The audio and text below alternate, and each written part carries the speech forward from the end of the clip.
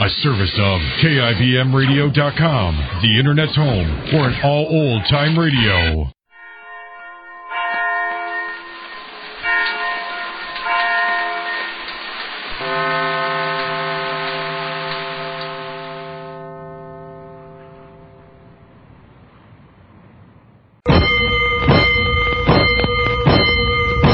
Five bells. Stand by all stations. Attention, all districts. A 5-alarm fire. 5 bells. Move in immediately. That's it. Let's go. Let's go. Firefighters.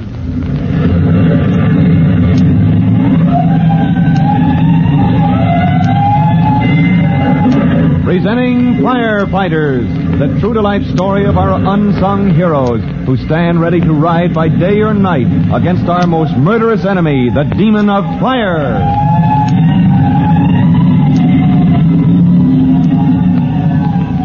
In just a minute, we'll drop in for a quiet evening at the home of Tim Collins, where no evening is quiet for long, thanks to Tim's brother Jimmy and sister Trudy. But that's where we'll meet Fire Chief Cody just as soon as you've heard this important message. Let's go, firefighters. Let's go to the home of Tim Collins, the young fireman. The time is right after the evening meal when Tim's brother Jimmy and sister Trudy are doing the dishes in the kitchen. And at the same time, Jimmy is rehearsing his part in the fire prevention play, which is soon to be given at the Firefighters Brigade at North Drive School. I am the spirit of fire prevention. Lo, like a knight in arming shiner, I stand my take to being my people in disaster. Oh, Jimmy, that's terrible. The whole thing is terrible. Why did Miss Grabble have to butt in? Oh, Miss Grabble always writes the school pageants and things. She thinks she's doing us a favor. A favor? Oh, look, there's something stuck on this plate. Well, she took a long time writing that fire prevention play, and we don't want to hurt her feelings. Now it's clean. Oh, sure. She's kind of nice when she isn't doing us favors. Oh, she's sweet. Don't stack those glasses, Jimmy. You'll crack them. I gotta make room for the silver, don't I? Well, you could put the glasses away first, couldn't you? My goodness, it won't kill you to reach up and put them in the cupboard. Okay, you don't have to bite my head off. Besides, she has charge of auditorium. Well, who has? Miss Grabble, foolish. Oh, yes, and that's another reason we ought to be nice about our old pageant. Oh, gosh, Trudy, everybody in the whole Firefighters Brigade, all the fellas anyway, we'd rather put on your old play instead of Miss Grabble's. What, Mom? The one I wrote? Oh, that silly old thing. Don't be foolish. Your play has some sense in it. Gosh, at least it has something going on in it. Oh, my goodness, I didn't know anybody liked the play I wrote. Are you sure, Jimmy? Sure, I'm sure. It's got real firemen instead of K-Knights. Well, then I know why. What? Why can't we do both? Huh? Both what? Both fire prevention plays. We can put on Miss Grabble so she'll be happy, and we'll put on mine, too, so everybody else will be happy. Hey, that's it. That's what we'll do. Then everybody better learn their parts in Miss Grabble's play, so she'll say yes when we ask if we can put on mine. Gosh, it's tough, but we can do it. Then let's hear you say your lines again. And this time, say it right. No K-Knights and arming shiners. Okay, like this. Go ahead. We're all through with the dishes. Hurry up while I dump out the dishwater. I am the spirit of fire prevention. Lo, like a knight in shining armor, I stand between my people and disaster. Oh, Jimmy, that's beautiful. I just know she'll love it. Meanwhile, Chief Cody, guest for the evening at the Collins home, is chatting with Tim and his mother. Collins, my boy, it's a pity you have to rush off like this. Now, Bob Cody, you stop teasing my Tim. Oh, he understands my position, Mom. Here I have to rush out of the house, run over to Engine Company 209, and report for duty right on the dot, just because I work for a hard-hearted tyrant. Now, Tim, that's no way to talk about Lieutenant Greenspan, not even in fun. Oh, I didn't mean the lieutenant, Mom. He's regular. I mean the real boss, Chief Cody. Glory be. Yes, ma'am, Chief Cody. Now, there's a tough man to work for. Yeah, you young rascal. You get along and report for duty, or I'll have Greenspan set you to painting the firehouse by yourself, single-handed with a toothbrush. Stop it, both of you. I never know when you're making your silly jokes. Oh, all right, Mom, we'll be good. You two are as bad as Jimmy and Trudy. Now, kiss me goodnight, Tim, and run along. If you answer any alarms tonight, be sure you wear that scarf I gave you. It's chilly out. Yes, ma'am. What about Trudy's plans, those house plans she's making for school? Oh, dear, she wanted you to look at them, didn't she? House plans? Well, now what? Well, it's for some class at Northside School, Chief Cody. All the girls are planning houses. Trudy has the drawings here somewhere, but she got so interested in that play. Yeah, she and Jimmy put me through the 3rd degree this afternoon about that fire prevention play of theirs. Instead of getting Tim to look at her house plans. Glory be, those two are so busy with so many things. Well, I don't know. I know. Chief Cody, that's your assignment for the evening. Oh, when the kids get through with the dishes, would you do that? I mean, take a look at Trudy's design? Well, of course I will. Nothing I'd like better. Oh, Grant, she'll get a kick out of that. Run along, Tim. You'll be just in time. All right, I'm on my way. Night again, Mom. Good night, Good Chief night, Cody. dear. Good night, son. Take care of yourself. Those are Trudy's plans, Bob. They're on the table. If I get up, I'll spill all my sewing things. Well, I can't find them. Well, they're there at your elbow, under the school books. Oh. Hey, that Trudy of yours is pretty thorough. Floor plans for a house with 1, 2, 4 floors in the basement. She's had Jimmy helping her with it all week. She wouldn't show them to Tim or me until they were finished. And now they're done, huh? Something wrong with them? This is bad, Mrs. Collins. This isn't good at all. So we'll have to straighten this out. Well, the work is fine, Trudy, fine, but it's the design of your house I don't like. Oh, my goodness. Well, now, darling, you see, it isn't all wrong. Chief Cody says the drawings are very good. Ha-ha, you hear what she says, Trudy? Oh, you. Now, why is Jimmy so pleased when Trudy isn't? I'm sure I don't know. After all, they worked together on those plans. Oh, Jimmy thinks he's so smart. Chief Cody, I did the work. I did the drawing, but Trudy did the thinking. She told me what to draw. You say the drawing's all right and the thinking's all wrong. My goodness, why should I be pleased? Well, now we're getting somewhere. There's nothing wrong with your thinking, Trudy.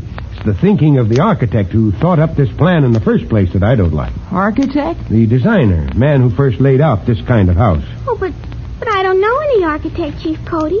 What happened was Miss Laminy, she's our home ec teacher, Miss Laminy said let's all make some house plans and see what kind of houses people live in our city. And we all said let's, and so... Exactly. That's what I thought. If you don't mind an interruption from the sidelines, I don't know what to think. What are you all talking about? Well, ma'am... Well, you see, Mommy, it's like... I was... After you, my young friend. Well, you say, Jimmy. I did, but I guess I went too fast. Well, you see, Mom, these drawings, Miss Laminy told the home ec girls to make floor plans of the homes they live in. Or somebody's house, anyway. And then after, we compare the plans and see for ourselves just how many kinds of houses there can be and what's good about them and what isn't. And right away, Chief Cody sees something that isn't good about the plans you and Jimmy made. And we drew Gilda Minocchio's house, Mommy. Gilda Minocchio's house. Well, they live over on 8th Street, don't they? Oh, I thought so. That solid row of old houses with stone fronts and high stone steps going up. And the basement. The basements are almost as high as the sidewalk. Just like another whole floor. So Gilda has 5 stories in her house. But it's only 1 room wide. Why, well, Chief Cody, that sounds Yes, ma'am. What we used to call the railroad flats. Oh, dear, I didn't realize. Well, I thought those were all torn down back in the children's father's time. Ben tried hard to get rid of them, Mrs. Collins. At least there won't be any more built in our city, not without proper protection. Protection? Well, against what? Besides, they aren't flats or even apartments at all. Well, there's no railroad, not for miles and miles. Railroad flat. Now, that was an architectural crime. Well, children, Chief Cody means that kind of house isn't very safe to live in. They weren't planned very well. Now, look at this design of yours, Trudy. Jimmy. Oh, my goodness, I think I see what you mean. Hey, so do I. Each floor is just 1 room wide, but it goes right through the building, 1 room behind the other. 3 rooms in a line, like a railroad train. And here at the sidewall, you see, the stairs. 1 flight of stairs, and on each floor. A landing with the rooms opening off it. Gee, that isn't good, is it? And if there's a fire on the stairs, well, how are you going to get out when the only stairs you have are burning up? That's just it, kids. You stay there and take your chances. Until the truckmen get you out with a ladder. That's why this type of dwelling isn't built anymore. Oh, but Gilda Minocchio lives in one just like this, Chief Cody. Her father and mother bought the whole house. It used to be a different family on each floor. And gee, the way they fixed it up, it's beautiful. Gosh, the nicest house in town, even if it used to be a railroad flat. But they must have put in a fire escape, Chief. Oh, of course they did. Only safe thing to do. Building code insists on it, too. Fire escape. Trudy, didn't Gilda say something? Yes, that's the only thing they didn't. What? Well, Gilda said they're going to put in a fire escape on the back of their house. The inspector said they had to. But they haven't as yet? They were allowed to move in before they... Oh, dear, what a shame. Oh, we'll have to see about this. Now, Chief Cody, don't you go scolding Gilda Minocchio's father and mother. They're the nicest people. No, Trudy, but you do see, don't you, why I said there's something wrong, very wrong with this type of house. I certainly do.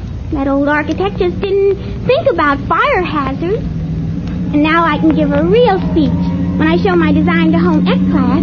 Won't Miss Lamini... Hey, they're rolling. Coming this way. Going right past the house. I bet that was Tim. That sounded like 209. Where they going, Chief Cody? I don't know, but Mrs. Collins, it's getting late, and since that fire seems to be close by, I'm off duty, of Run course. along, Bob. Glory be, you'd only fret if we tried to hold you. Don't make excuses. Well, thank you, ma'am. Good night, all. Good night. And Bob Cody, make sure my Tim is wearing his scarf. It's chilly tonight. Well, that's a fair sample of a fireman's life. Chief Cody settles down to enjoy a quiet evening, and the moment Tim Collins rolls past the house on engine 209, the chief is off to the scene of the fire. He doesn't know yet that he is soon to meet Trudy's friend, Gilda Minocchio, but you'll hear all about it in our next thrilling true-to-life episode of The Firefighters. In just a moment, Chief Bob Cody will tell you, boys and girls, how you can help the firefighters in your own town. But first, here's a message you ought to hear. And now, Chief Bob Cody with a special notice for the Firefighters Brigade. Chief Cody. Hello, boys and girls. This is your friend, Chief Cody, with another tip about real firefighting. Remember I said a Class A fire is one that can be put out by cooling down the temperature, perhaps with water. But a Class B fire is one that involves burning liquid, like oil, and it must be smothered. Sand or dirt may smother a small one, but for others, we use chemical foam or spray that cuts off the air. Well, that's all for now. You'll hear from me soon. Fire Chief Cody and the young rookie fireman Tim Collins will be back on the same station the next time you hear...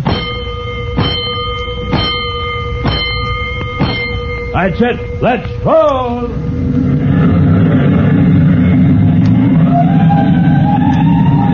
Let's go!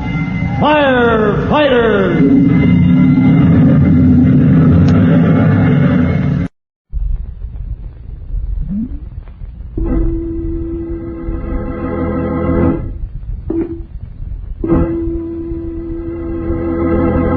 Washington calling David Harding, Counterspy. Washington calling David Harding, Counterspy. Harding, Counterspy. Calling Washington.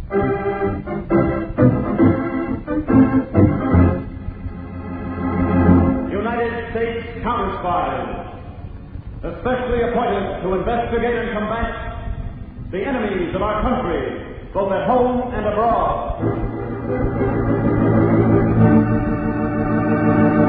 Tonight, the case of the Hijacked Country, a thrilling counter-spy report to the American people.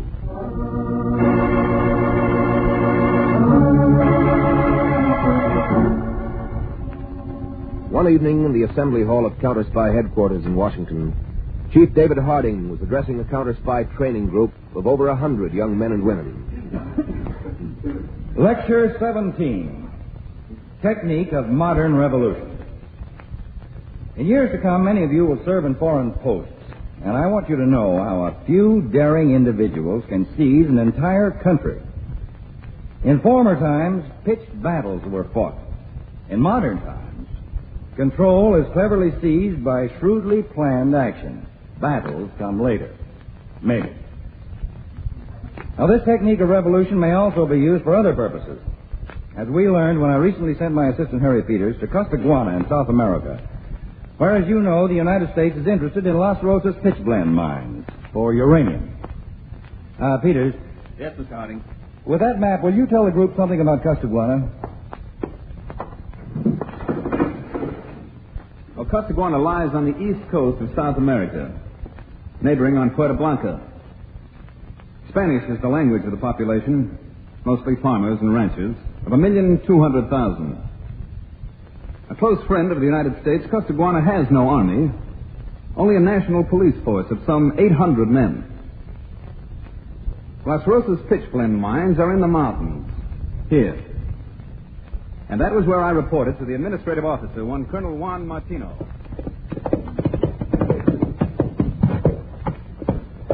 Easy, Chico. Easy, boy.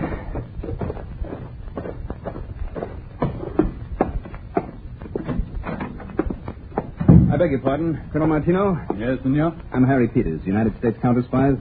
My credentials and orders to report to you, sir. Ah, Senor Peters. Welcome to Las Rosas Mines. Did you have a good journey? Fine, thank you, sir. I flew to Porto Alegre and then took ship to Costaguana, and by horse up here into the mountains. I'm surprised that road can't be used by cars and trucks. Next year we plan to build a new highway, Senor Peters. Have you seen yet the counter-spy you will replace as security officer? Jorgensen? Yes, sir, I have. He's very anxious to start the long trip home. Yes, no doubt. You know, Colonel, I've never seen such beautiful mountains. The contrast with the tropical seacoast is amazing. And the life, too, Senor Peters. Here we work day and night. 2,000 miners and their machines to get pitch blende. But in the tropical climate of the coast, there is relaxation, gaiety. And, of course, it is down there they make the political troubles. Mm-hmm. I hope there will be no troubles while you are here. Tell me, how often do you deliver pitch blende ore to the coast, Colonel? Oh, once a month, senor. In fact, a shipment is about to leave. Here come. One manner of working will interest you, ours, and you should know all the details in any case.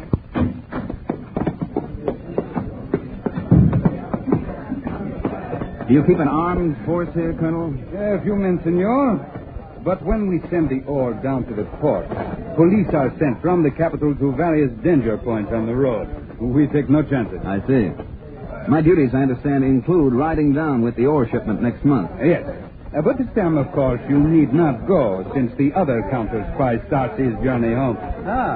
Here we are.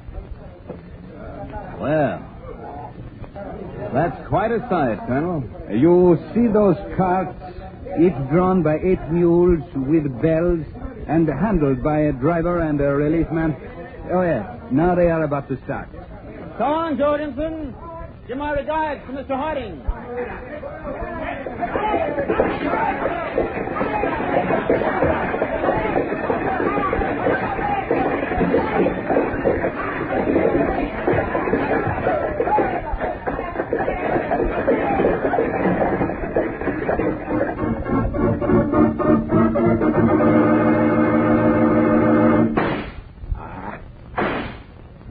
Better. Come in. Wait, Pascal. Stand right there. Senor Fulton, you put a hole in my new hat. I ought to have put it in your head, Pascal. I've been waiting for you for 2 weeks. When did you arrive from Costaguana? An hour ago, Senor Fulton, and I stopped on the way only to buy this new hat. Costaguana, the hats are not good. I must always buy them here in Puerto Blanca. Now I must buy another. You and your hats. Have you any news? See. At last, Senor Fulton. All is in readiness. Men? 100 men you can trust to the day. Weapons? Submachine guns, 80. Garand rifles, 20. Automatics, 40. Yes. And grenades, 6 for each man. Ammunition, more than enough. Knives, 1 for each man. Good. Technicians? 5 men. Experts in all means of communications, telephone and radio. And the next shipment from the mine? Well, one shipment left the Las Rosas mines 3 weeks ago. The next will go in next Tuesday. And the shipment is worth? How much would you say, Pascal? Quien sabe? $1 million? $2 million?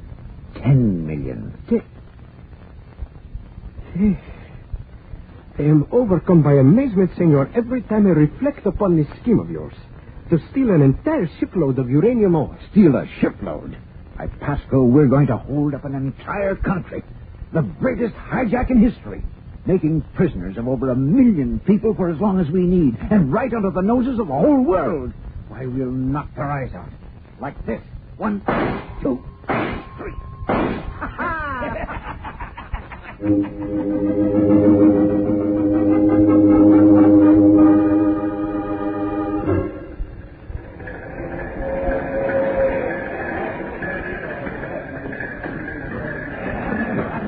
Soon, Senor Peters, this vein of the mine will be extended another 500 feet into the mountain. I see. How long will the mine last, Colonel? The experts tell me 50 years, senor. But let us hope that before that the world will have no more need of uranium for bombs, but only for peace. You can double that, Colonel. You have seen almost everything, senor. Shall we go back to the surface? I'm ready. I make my first trip with the card convoy on Tuesday. I've got some reports to send first to Washington, just saying everything under control. In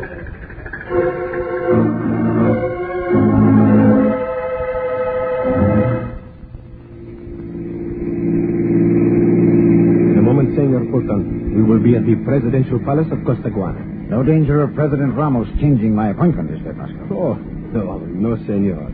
He's a mild little man, a former professor at the university. And your appointment was made by important friends of ours. While you are with him, 2 of our men will stay in the anteroom and make sure no one intrudes.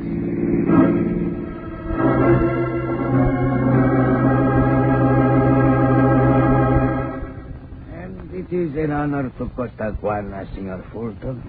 That so many important American businessmen like yourself come here to help develop our country. I appreciate your feelings, Mr. President. Now, I wish you to tell me in what way I can help. As President of Costaguana, I am anxious to convince our good friends of North America that we will do everything... Mr. President, you don't have to convince anybody in the States. Just me, right here in your office. But you produce a pistol. I do not understand this kind of American joke. It's no joke, Mr. President. I am the president in the very center of our capital city. It is incredible. You mean you don't believe I'd kill you? Kill me? All you have to do is to believe your eyes. Look at this gun. Think about a bullet coming out of it, aimed at your chubby little body. I understand. But why do you do this? I'm taking over your whole country. For a day, 2 days, a week. As long as I need it. Revolution. But you must have an army, thousands of men. You... Mr. President, I am pulling my revolution with just 100 men. In the modern way. You are a madman, Senor Fulton.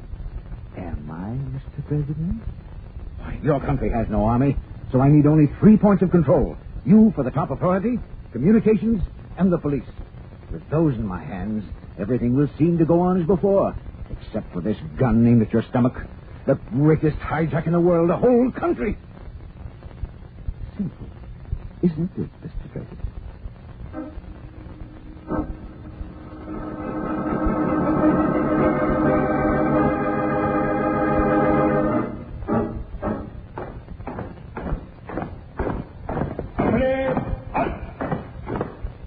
Mendoza, take your 5 men into this wing of the building, the telephone section.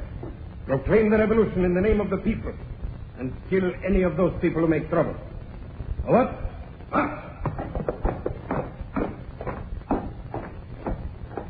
Luis, 10 men into the radio and telegraph section. Take control. Then keep everything going as usual. What? March!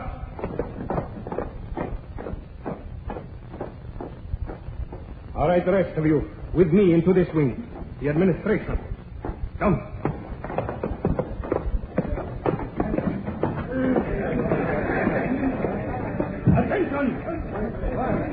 Men, take your position. All right, all of you, listen. We proclaim a revolution in the name of the people. No one will be hurt unless he makes trouble. Go on doing your jobs as if nothing had happened. If you fail or try to escape, look at my men all around the room. And look at their guns.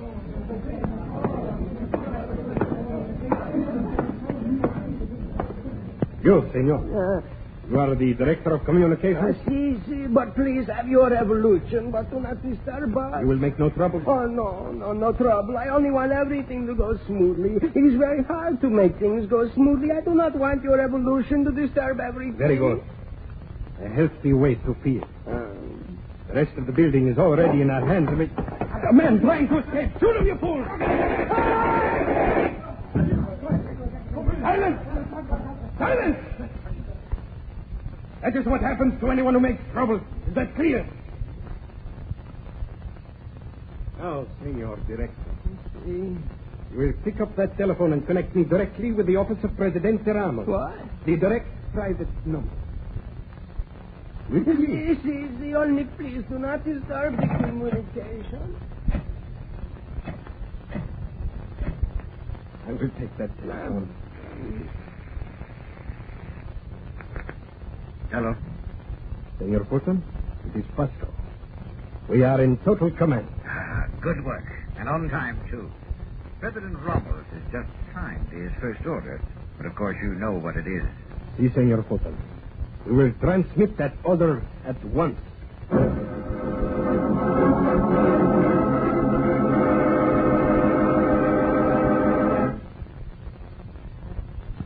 To Chief of National Police, an order from the President to remove all police from their positions along the road from Las Rosas mine.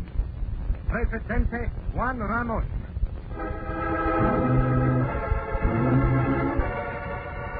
Now, Mr. President, do I pull this trigger, or do you telephone this next message I've written out for you? Hi. Very well. Hello? You will send this telegram to Las Rosas mine by order of Presidente Ramos. Emergency. To safeguard the pitch blende.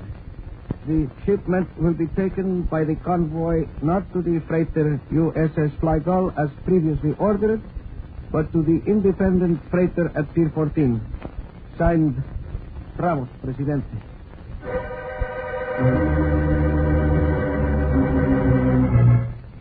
Urgent message from Mr. Harding. This is Peters in Costaguana. Just received orders signed by President Ramos to divert current pitchblende shipment from regular ship to another. Colonel Martino in command here, not disturbed, but I am. Also, farmers from neighborhood report that all police have been removed from danger points along highway. Fearing political trouble, I am requesting investigation and return advice. Call 030. Every hour on the hour.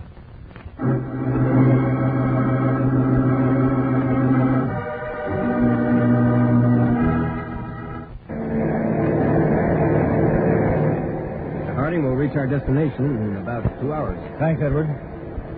I'm seriously worried by Peter's latest reports. They suggest a revolution. We'll have to land in Puerto Blanca across the frontier from Costaguana. I wish I knew what's happened to Peter.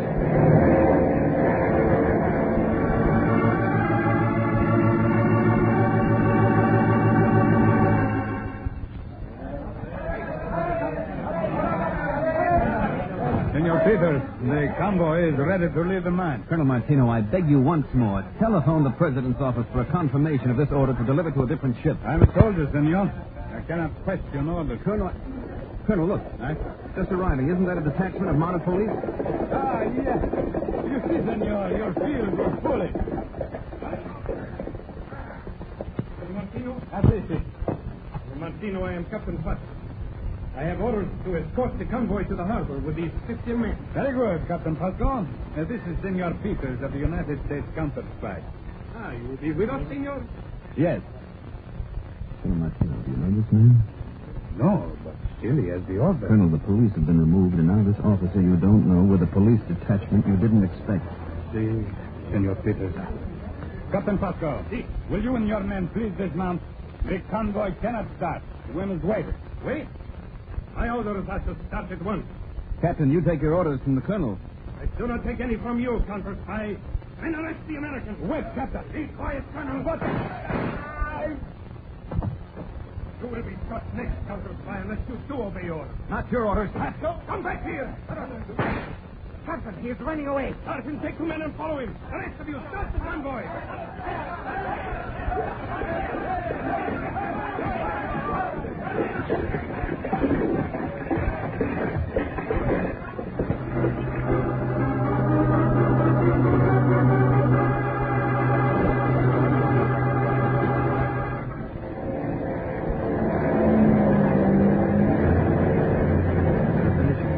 Mr. Harding, we're coming down to land. Yeah. Hope this plane isn't too big for the landing strip. It's about.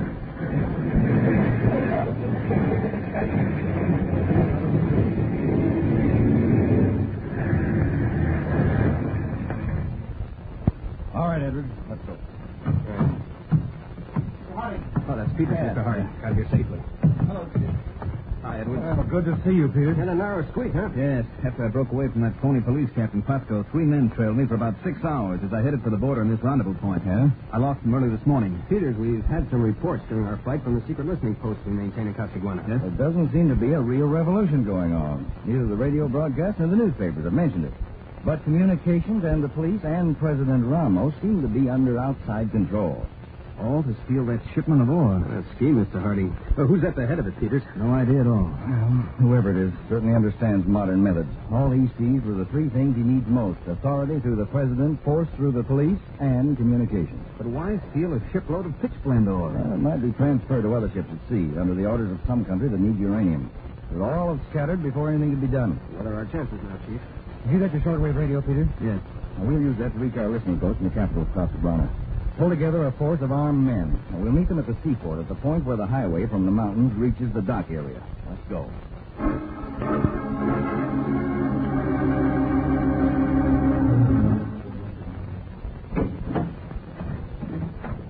Come in, Pasco.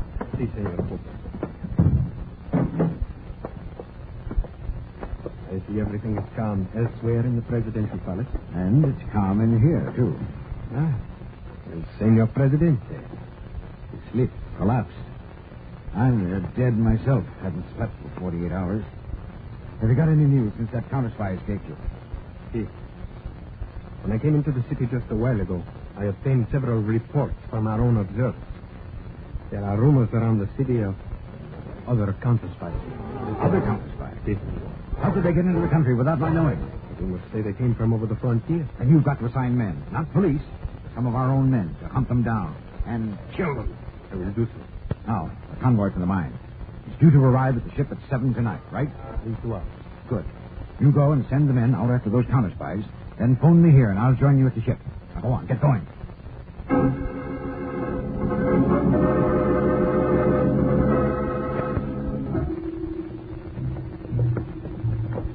Hold it, men. Well, we've overpowered the outside guards of the communications building. Now the big job. The administration wing. I'm afraid we can't take it without violence. There must be a lot of the regular personnel being held in there, Mr. Harding. We'll have to break in and warn them fast before any shooting starts. That's my job. Attention, everybody. Throw yourselves on the floor. Abajo. Please do not disturb everything. You men with machine guns, surrender. All right, men, fire!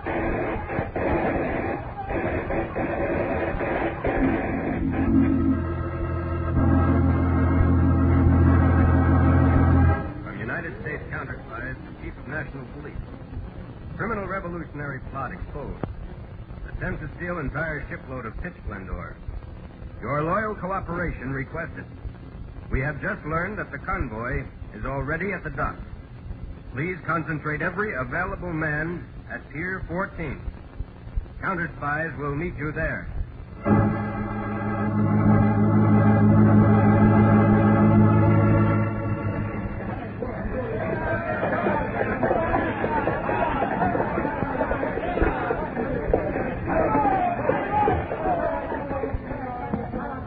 All you men, unload those carts onto the ship, and fast. Pasco. Si, senor Poto. See that our men keep the loading going fast. Si. The whole job has to be done in 6 hours. Ship sails with the morning tide, and we've got to be ready. Si, senor. I will get ready. Fulton! Here's John Fulton on this dock. Senor, name? Who wants John Fulton? This is David Harding, United States Counterspies. The entire dock is surrounded by 500 armed police. We call on you to surrender. No surrender, Harding. It's my duty to warn you to try to save the lives of innocent people. If you personally do not surrender, we attack. Senor Fulton, we are defeated. Not yet, Pasco. Maybe they'll get me, but I get Harding first. Get out of my way. What's your answer, Fulton? I'm coming. You men, clear out of my way. Senor, oh, my goodness. Look.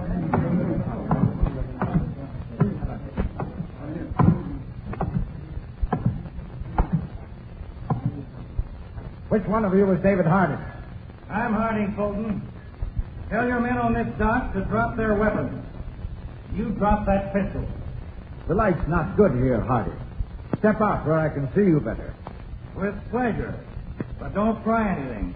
There are 5 rifles aimed right at you. Can you see me clearly enough now? Yes. Do you know what you've done, Harding? You've spoiled the biggest crime in history. Hijacking a whole country. It was well planned, Fulton. You wasted a good brain on a useless crime. I'll be famous forever, Harding. For this scheme of yours? Yes. And also because I'll be the man who killed you. We got it, Chief. The rest of you men, surrender. He didn't hit you, did he, Chief? I threw myself aside as he fired.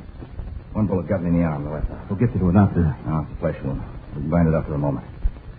I guess a little blood's a cheap price to pay for putting this fellow Fulton out of the way. Peters, what an amazing waste of ability.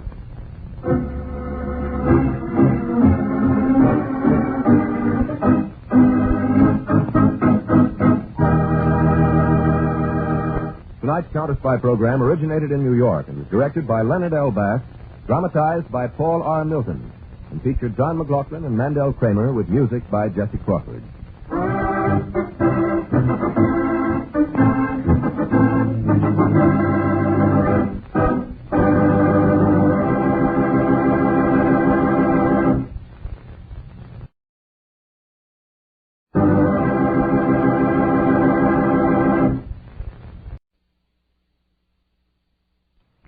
Now listen to me, and never forget it.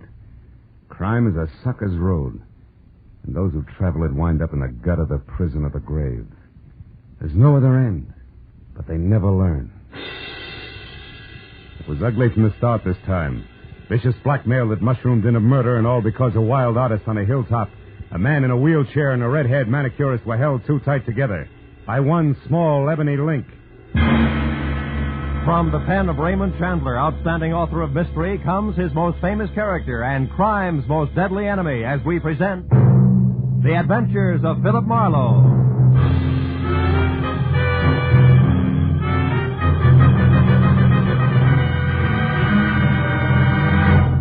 Now, with Gerald Moore, starred as Philip Marlowe, we bring you tonight's exciting story, The Ebony Link.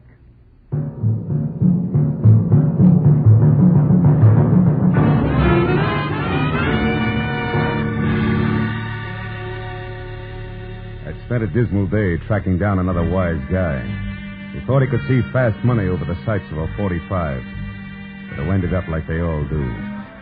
He was flat on his face in an alley, his life dripping into a sewer. It was what he deserved, and the only feeling I got from it was that I wanted a bath bad. So I went home, but when I stepped out of the elevator and started down the hall, I knew I'd have to postpone it, because leaning on my doorbell was a redhead who looked very good from a distance. But she lost ground with every step I took, because the closer I got, the more I saw of a mouth shaped by indecision, of eyes that were nothing but mascaraed caginess and shallow green, and flashy clothes that carried the kind of bargain basement label you can't tear off. Good evening. Looking for me? Yeah, you're a private detective named Marlowe. I am. Come on in. Have a chair, miss. Johnson, thanks. What's your difficulty, Miss Johnson? Oh, it's not me. It's my sister up in Santa Barbara. Can you go there right away, 812 Seaview Road? Maybe you should tell me what it's all about, huh? Well, she loaned a gentleman friend of hers some money. Okay. That's enough of the sister act, baby. What's the gag? Okay. Wait, I don't think I understand. Number one, there's no 812 on Seaview Road. It runs into the ocean at the 600 block. I know. I used to live there. But Number two, when picking a phony name, Johnson is the second most popular in the book. Yeah, but and number three, baby, me hiring out as a patsy of any kind is lousy for my business. So you better... Stick him up. Oh, no. I mean it, and I'll shoot if you follow me. Okay, kid. Just don't slam the door on your way out. She backed out fast, pulling the door closed as she went. And I gave her 5 seconds head start and then looked in time to see the top of her hat disappearing down the stairs. But before I could follow her, the elevator gate slid open and a dapper man with a square face I'd seen somewhere before hailed me. Certainly glad I found you, sir. Remember me? Ramsey, Mr. Ivan Pack's chauffeur. Oh, yeah. He wants to see you, sir. Says it's very urgent. Yeah, but well, Okay, Ramsey. Where's Mr. Pack now? Waiting downstairs in the car, sir. I'll Oh. show you. We tried your office first, but it was locked. We're afraid you might have gone out of town. You aren't going, I hope. No, but it was close. By the way, how is Mr. Pack these days? Still confined to his wheelchair? Yes, sir. But he gets around fairly well with me to help him, of course. Mm-hmm. What's the matter, Mr. Marlowe? Looking for someone? Not exactly, Ramsey. Chances are she ducked out the back way and still running. Oh, I beg your pardon, sir. This way, Mr. Marlowe. Here we are. Oh. Hello, Ivan. Get in, Marlowe. Thank goodness we found you. Well, just drive around the block, Ramsey. He said it was urgent. Is it really that bad? Yes, it is. Roll up the glass there, Marlowe. It's best if even Ramsey doesn't hear this. Okay. That's it. Marlowe, I'm being blackmailed again. Huh? It happened 6 months ago for $10,000. This time it's $50,000. Brother. What have they got on you, Ivan? What's the lever? The lever is that I happen to love my wife, Leona. That I happen to feel it's my duty as a husband to protect her reputation and shield her from heartbreak. I still don't get it. Marlowe, I tell you this because you're the only person I can trust. Leona spent a year in prison back east when she was a kid, but that's nothing to be ashamed of all your life. I know. Take it easy. I'm sorry. Bluntly, I can't afford to throw that much money away. On the other hand, if I don't pay, they threaten to expose Leona as a jailbird. She couldn't stand that, Marlowe. Mm-hmm. I know her. She ran away the first time this happened. Said she wouldn't be that kind of burden to me. If she finds out about this new demand, she may do something even more desperate. Blackmail's always tough. Who's doing it? I don't know. All we have to go on is this letter. Let's see. Here. It's got an L.A. postmark. The stationery is a high grade that doesn't match that cheap envelope. Mm-hmm. The top of the page has been cut off, see? Yeah. Strange backhand, too, huh? Hey, this demands a payoff by 12:30 tonight. Why didn't you give me more time? I just got the letter this afternoon. No. Look, Marlowe, I realize what you're up against. Try, will you? Find out who wrote that letter. I have two alternatives. Pay him, kill him. Well, I'm no killer. I'll pay if I have to. But maybe, with luck and your help, we can find a soft spot in his armor. What do you say? Well, I'll try. Don't take any bets, Ivan.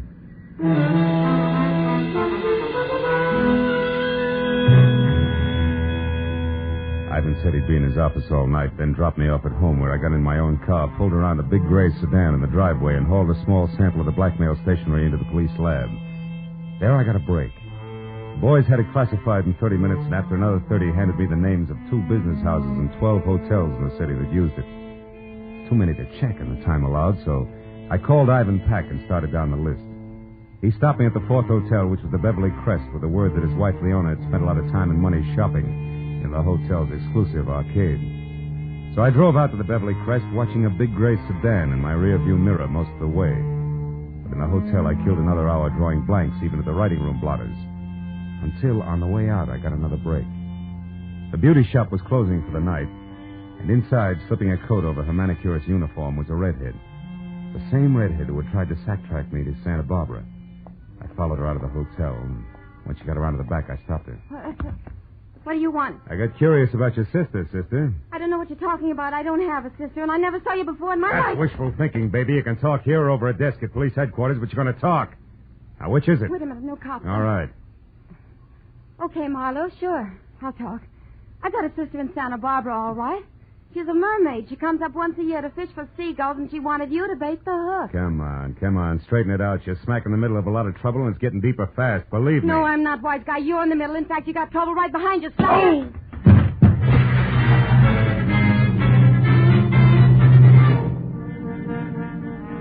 By the time I got untangled from the ash cans, all I could see was the back of a big gray sedan taking a corner so fast I only caught the last 3 numbers of his tag.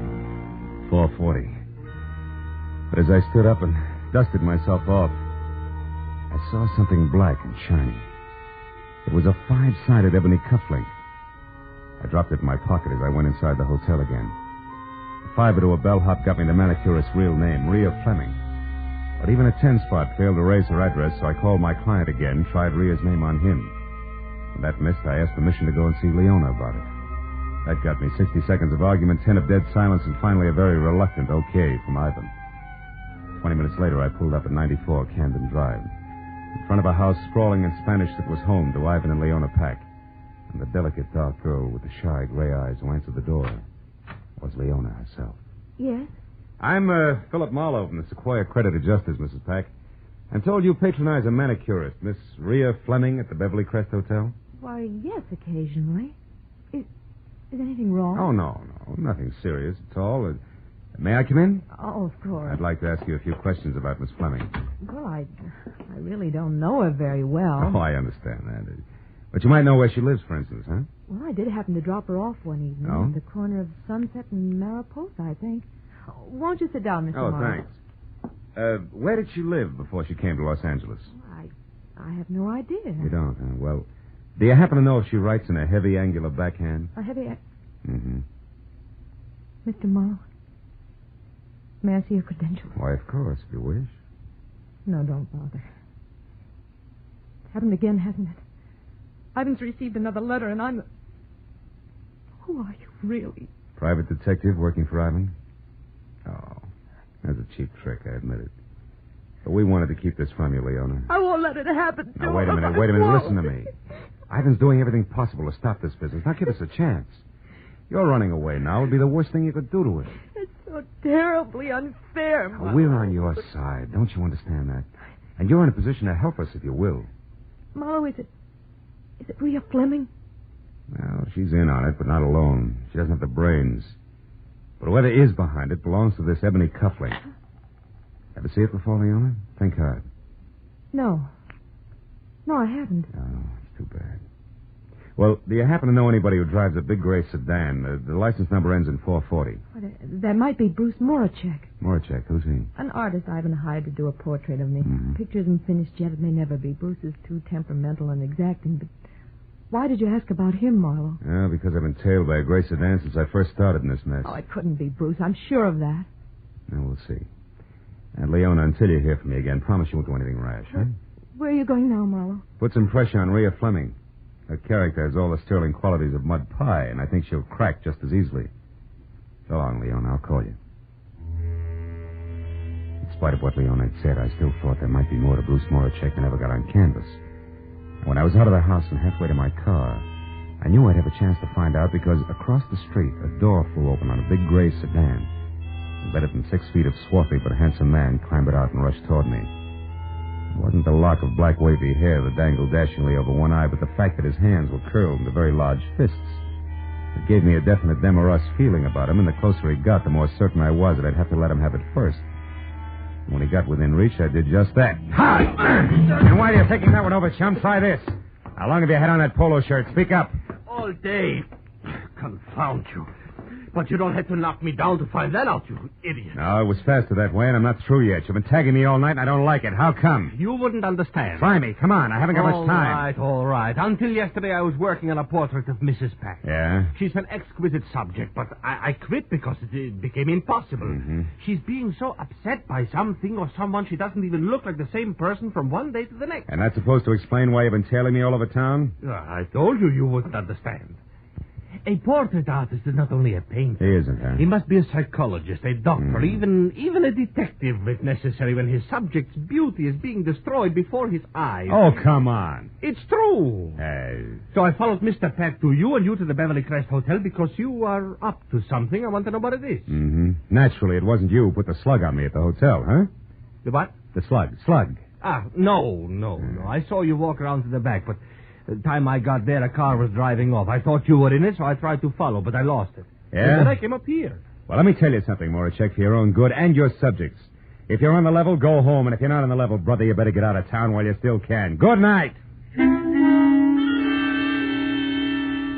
I looked back just before I turned the corner, and Moracek was still standing where I'd left him. So I drove out to Sunset and down to Mariposa where I parked and started walking. And why, it was more than an hour ringing doorbells, interviewing kids, husbands, and homemakers, and running down false leads before I finally found the mailbox labeled Rhea Fleming, rear, and a brown stucco 2 blocks south. I hacked my way through the underbrush hugging the front house to a converted guest cottage in the back numbered 8811. I didn't bother to knock. I just walked in. Hey, darling, I was beginning to think you'd never get...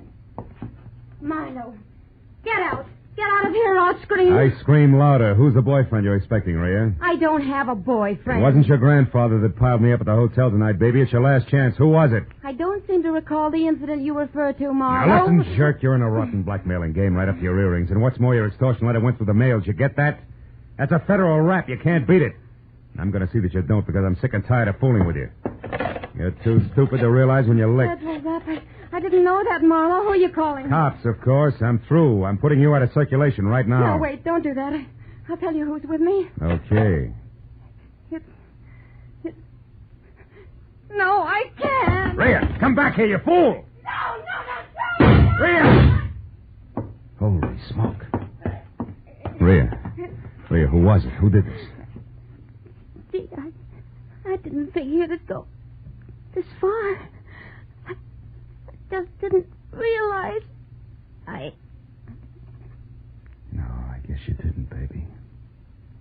One down and one to go.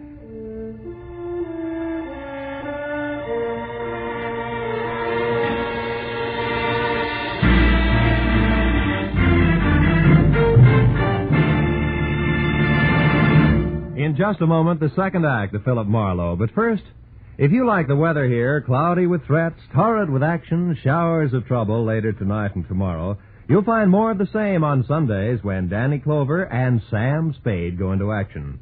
Danny Clover is the thoroughly human, fast-thinking detective of Broadway is My Beat. And Sam Spade is the... well, who else but the Sam Spade of Dashiell Hammett's fertile, ingenious brain. On most of these same CBS stations tomorrow, you'll find Danny Clover prowling the Great White Way late in the afternoon and Sam Spade on the hunt in the evening. Now, with our star, Gerald Moore, we return to the second act of Philip Marlowe and tonight's story, The Ebony Link.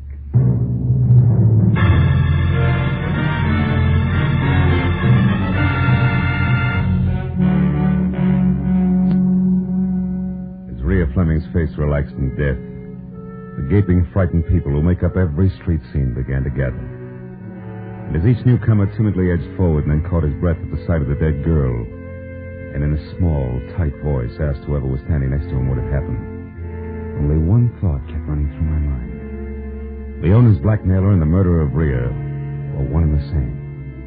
So leaving my card with an old, toothless biddy who demanded to know why I was running away before the police arrived, I piled into my car and headed for Ivan Pack's office on La Brea. I pulled to a stop just as a chauffeur named Ramsey darted out of the building and into the family limousine, parked at the curb, and pulled away fast. But since Pack was the man I wanted to see, I dismissed the thought of a not-so-merry chase, went to the door and knocked. 5 minutes went by before my client wheeled himself out of an inner cubbyhole and opened up. And another 5 while I brought him up to date, blow by blow, the redhead's violent death included. Murdered Marlowe? Yeah. For my money, the noose fits whoever she's working for, who was also the party that dropped me in the alley behind the Beverly Crest Hotel, and this ebony cufflink in doing it. Ever see it before? Why, no, I haven't. You sure, Ivan?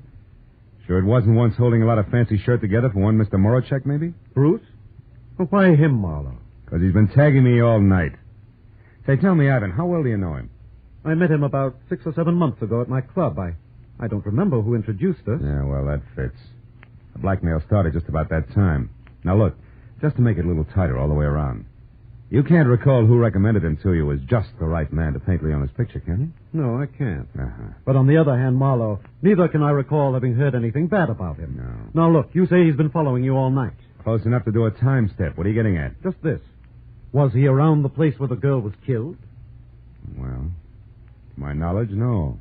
But that shouldn't mean too much because the murder happened after we had our little run-in. So he'd naturally be careful about my seeing him. Well... Besides, Ivan, he was going to commit murder, so it's a cinch you'd arrive and depart from 8811 Mariposa without fanfare. Mariposa? Yeah. 8811 Mariposa, Marlowe? Yeah. But that's the address I just saw on a slip of paper in Ramsey's desk.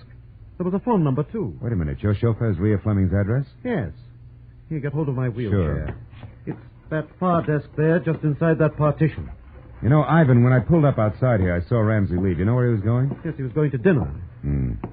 Unless he hasn't eaten in 5 years, I don't think that's where he was going. He lurched from the curb like it was on fire. Here you are, Marlowe. The top drawer on the right. Toward the back. I see it. Yeah. 8811 Mariposa, all right. Phone number and nothing else except this. What did you find, Marlowe? A cufflink, Ivan. Twin to the one in my pocket. And maybe a murderer who isn't named Marachek. You mean Ramsey? Yeah. Oh, no, that couldn't be. Why not? Ramsey's been here with me for the past 2 hours. So you mustn't discount Marachek or anyone else just because of this cufflink and the address. Well, in that case, no. But I can include Ramsey along with the late Miss Fleming as at least one accomplice on what's fast getting to be a very elaborate setup. Ivan, do you know where Marachek lives? Yes, at his studio. Lookout Mountain Road, just off Laurel Canyon Boulevard. Laurel Canyon. Well, I don't know the exact address, but you ought to be able to get that from Leona. Yeah. Well, I'll get in touch with you later, Ivan.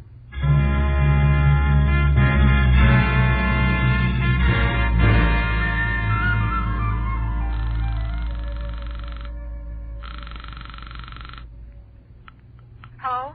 Marlowe, Leona. Now, listen hard. Did Bruce Marachek come up to see you after I left? Yes, he did. What'd he say? Well, only that he'd collided with you on the stairs and that he wanted to know who you were, what business you had with me. Just tell him? Of course not. I wouldn't tell anybody anything about this. He didn't like that, huh? No, as a matter of fact, that's the reason he went home. Right away? Within 5 minutes. He said he was going back to his studio and would be there all night if I needed any protection. But why? Is it because of something you found out at Rhea's place? No, it runs the other way. It's what I didn't find out. She was murdered, Leona. She was... Rhea? Who could have done it, Phil? Whoever's blackmailing you, I'm positive. But whether or not that's Marachek, I don't know yet. Now, look, what's the number of his place on Lookout Mountain Road, Leona? Come on, fast. 173. 173. Thank you, and goodbye.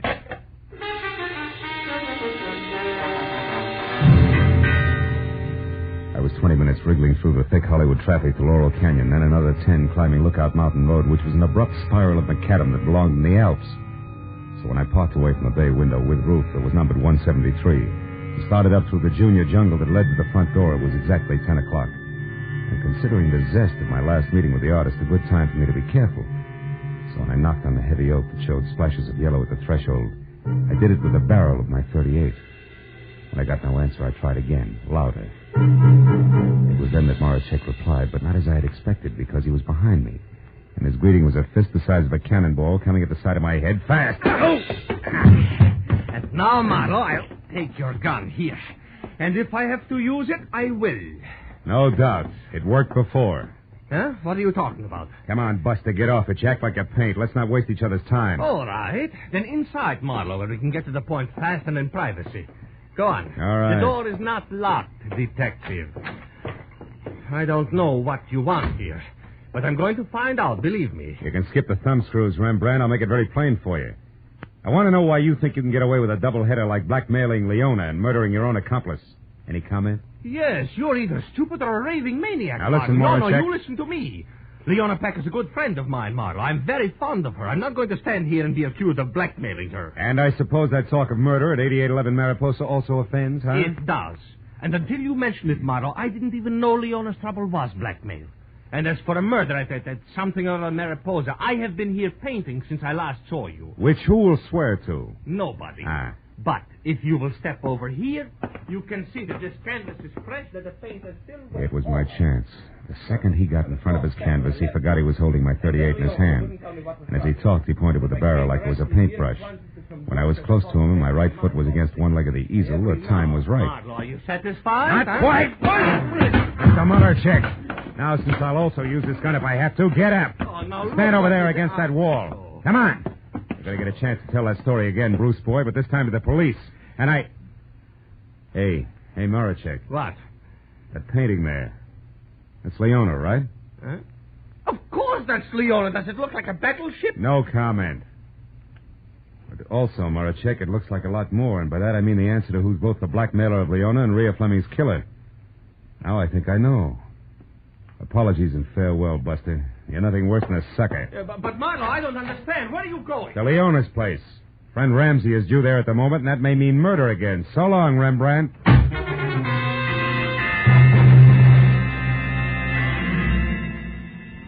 Once I was off the mountain, back onto Laurel Canyon, then over to Sunset, and pointed toward Beverly Hills and Leona's house on Camden Drive. I kept my right foot heavy on the accelerator and my mind working just as fast. Because no matter which way I added things, I was still basing a lot on a little. And a few important points shy of figuring the whole deal. And 5 minutes later, when I was parked and walking toward the door of number 94, nothing was any clearer. But then, it didn't seem to matter because when I glanced in a side window as I reached for the doorbell, I saw Leona sitting alone on the edge of the couch like it was going to blow up any minute. A face which was frozen in the half-crazed expression of a condemned man watching his executioner sharpen an axe, told me that Brother Ramsey was already present, and probably out of my view with at least a gun in his hand. But since I'd gone this far on what I knew to be a very sorry case, I decided to play it chin out and hand tight over 38 in pocket. Who is it? It's me, Leona, Marlowe. Oh, 1 minute, Marlowe. I look a sight. Not a bad one, though. Alone? Yes. Yes, come in, won't you? I've been expecting you. Yeah. Well, I just left Moracek, Leona. I was wrong about him, being your blackmailer, I mean. Of course you were. That's what I tried to tell you on the phone, Phil. What finally convinced you? A picture. You mind if I sit down? I've been doing a lot of running around tonight. Oh, of course. What picture, Phil? Oh, the one he did of you. I can't say much for it, though. No, it isn't too good, is it? But... How'd it tell me the boy genius, wasn't it? Yes, I'm interested. Oh, you should be, Leona. It was a blouse you had on, remember? A white one with cufflinks. Cufflinks? Ebony ones, like this. One I showed you when I was here earlier. One you said you didn't recognize. The one out of the set you must have given Ramsey as a present after Bruce Moracek was through painting your picture. The one that says the blackmailer of Mr. Ivan Pack is you, Mrs. Ivan Pack. No. And you killed Rhea Fleming, too. No, you're wrong, Marlowe. Why would I kill Rhea? For the same reason you denied recognizing the cufflink. You didn't want me to get to Ramsey, so you killed Rhea before she could name him when I was at the cottage. And then you still couldn't get me to Ramsey because if I pressured him enough, I'd have to find out his game was cutting in on you. Because he knew you were blackmailing yourself. I heard enough. You're smart, Marlowe, very smart. But how do you think you're going to prove all this? How? Answer me. All right. Ramsey figured you killed his girlfriend, Rhea. We sent him flying up here from Ivan's office to demand a bigger cut, or maybe all of the 50 grand. Now that you've graduated from blackmail to murder, I've been waiting and watching for him to make a move. Marlowe, you're but since he hasn't, Leona, he must be dead. Here, in this house, probably in this room. And that was the fact you won't be able to explain away. Now, where is he? Where, Leona?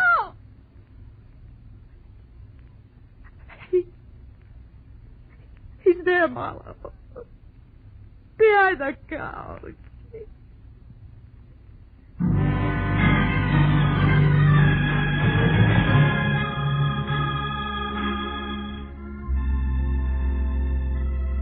I called Ivan Pack and told him he wouldn't have to pay the blackmail money and why. There was a long silence before he said goodbye, and I went to police headquarters where an uncomfortable hour and a half went by before homicide was satisfied and Leona had signed a complete confession. So by the time I got over to my client's office on La Brea, where I knew I had to go, it was almost 12:30, the hour originally set for payoff.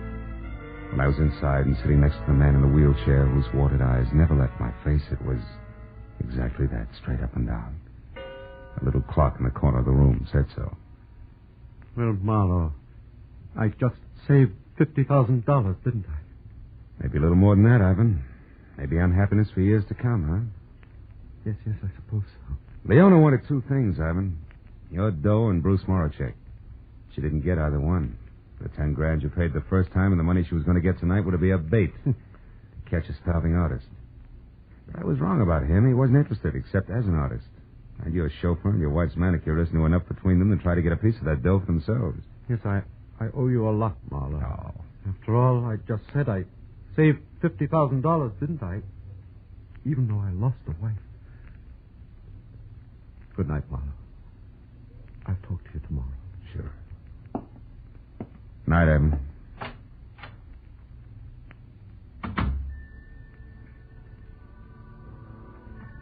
Outside, the night air was clear, almost cold. Felt good against my face, so when I got to where my car was parked, I didn't get in right away, but stood next to it. Thought about Ivan Pack, the two people he trusted most, his wife and his chauffeur. One already dead, the other soon would be. I reached into my pocket for a cigarette and came out and stayed with the cufflink. The ebony cufflink. Jet black, clear through. I dropped it into the gutter where it belongs, then got into my car and went home.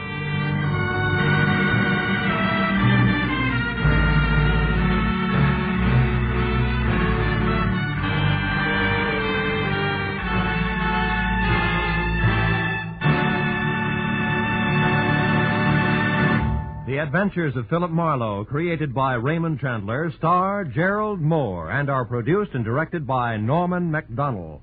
Script is by Mel Donnelly, Robert Mitchell, and Gene Levitt. Featured in the cast were Edgar Barrier, Gene Bates, Larry Dobkin, Georgia Ellis, and Ron Brogan. The special music is by Richard O'Runt. Be sure and be with us again next week when Philip Marlowe says... I was hired to find a thief, and I did. 1,000 miles from home. But first I found a hammy Othello, a lush with a Luger, and a fresh corpse in the closet. All because the only woman in sight wouldn't play fair.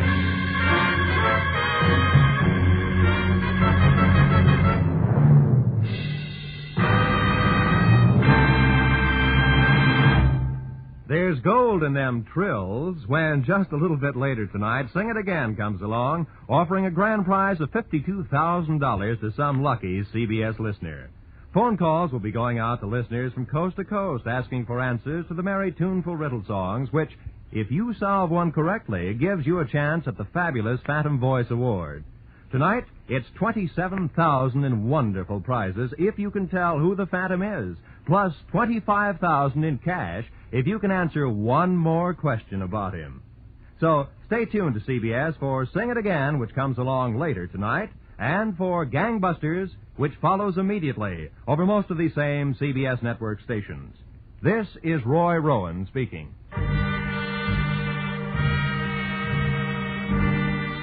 This is CBS, the Columbia Broadcasting System.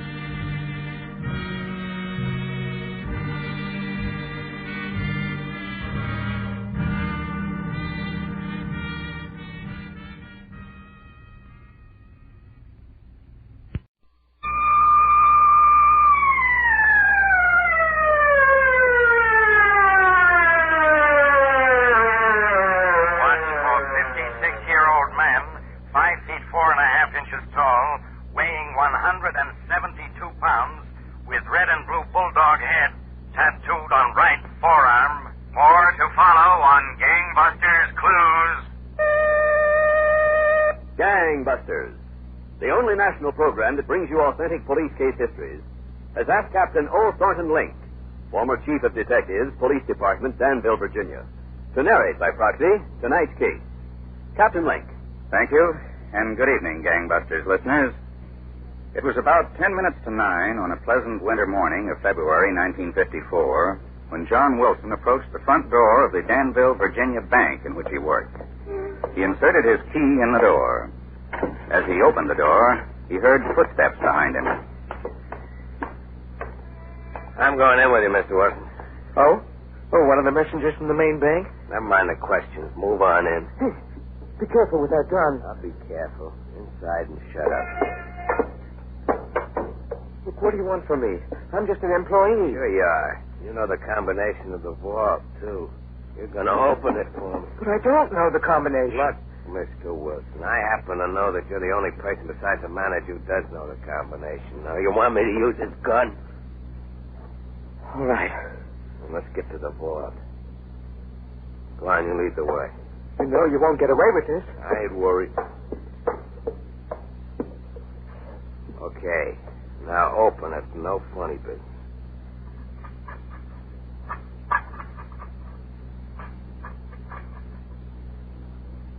Here you are. Okay, mister. I'll open the door myself. Oh, you want to play rough, do you? Stupid hoodoo. I warned you.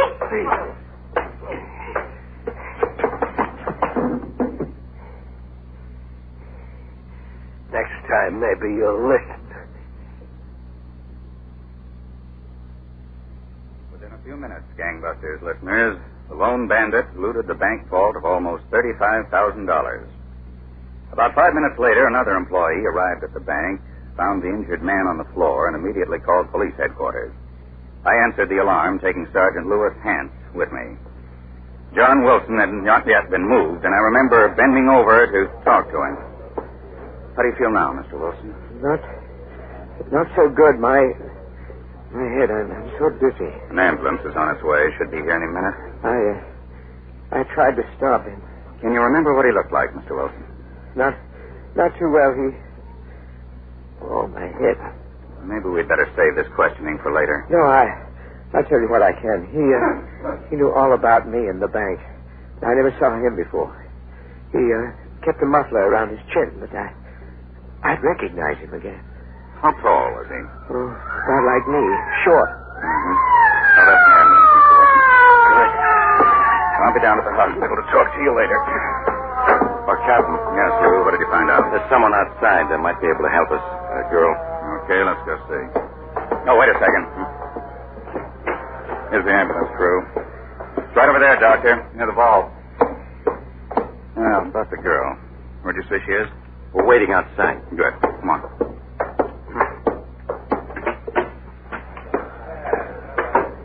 Here she is. You can talk to her yourself. All right, everybody, step back. Miss, this is Captain Link. Oh, hello. Say, this is a big robbery, isn't it? Pretty big. When I went to the movies last week, there was a robbery in it. The police never were able to find out who did it. Look, Miss, suppose you tell the captain what you told me. Oh, yeah. Well, my mother sent me to the store. We were going to have breakfast, and we didn't have any bread. I lived just a few doors away from the bank. Anyway, when I left the house, I noticed a red laundry truck parked across the street. Now, what time was that, Miss? Well, I already told the sergeant. It was about 9:15. Go on. Well, when I came back from the store, maybe about 9:10, there was this big crowd, and the laundry truck was gone. That's all. I see. Well, thank you very much. You've been very helpful. Oh, it's all right. Say, why don't you call in one of those private eyes? In this movie, I saw the police never could solve the case, but the private eye, he was able to tell them... Yes, I saw it. Oh. If you'll give your name and address to the officer by the door. Oh, sure. Tom, take this girl's name and address, will you? And thanks again. Come on, Lou. You're going to trace the truck? Yeah. If we can find that driver, he might have seen something that'll give us the line on the holdup man. It's the beginning, anyway.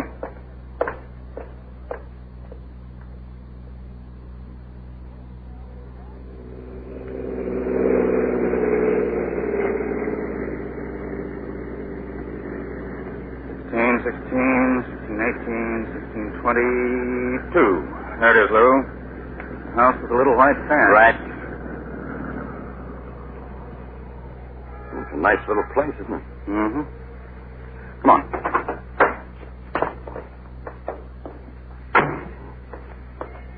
I sure hope that laundry driver can tell us something. So do I.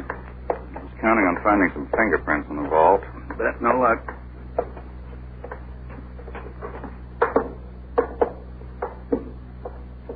Fancy door knocker, huh? Don't know why people have them. No one ever uses them. Decoration. My wife made me buy one, too. She says it makes the door look neater. I wonder if he's home. I hear someone coming. Yes? Floyd Skeers? That's right. I'm Captain Link. This is Sergeant Hance. Police? That's right. May we come in a minute? Well, yeah, sure. Come on in. Thank you. Yeah, what can I do for you? You selling tickets? No, Mr. Skeers. We wanted to talk to you about the bank robbery this morning. You know about it? Yes, I heard. So you'll have to excuse the apron. I was just fixing dinner. I always do my own cooking. Well, what about the bank robbery? Well, we found out you had your laundry truck parked not far from the bank, just a little while before the robbery. Yes, I did.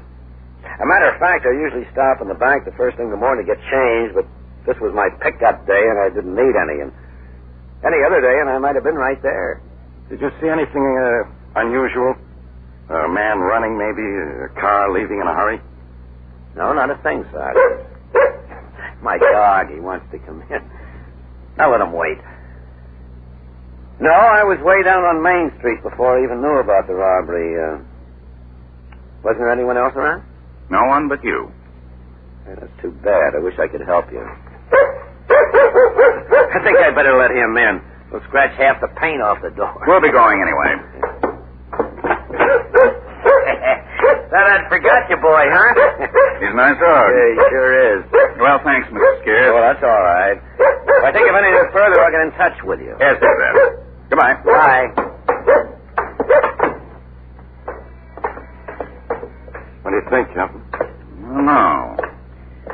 There was no reason for him to lie, yet something about him almost seemed too friendly, you know what I mean? Yeah, I sort of sensed it myself.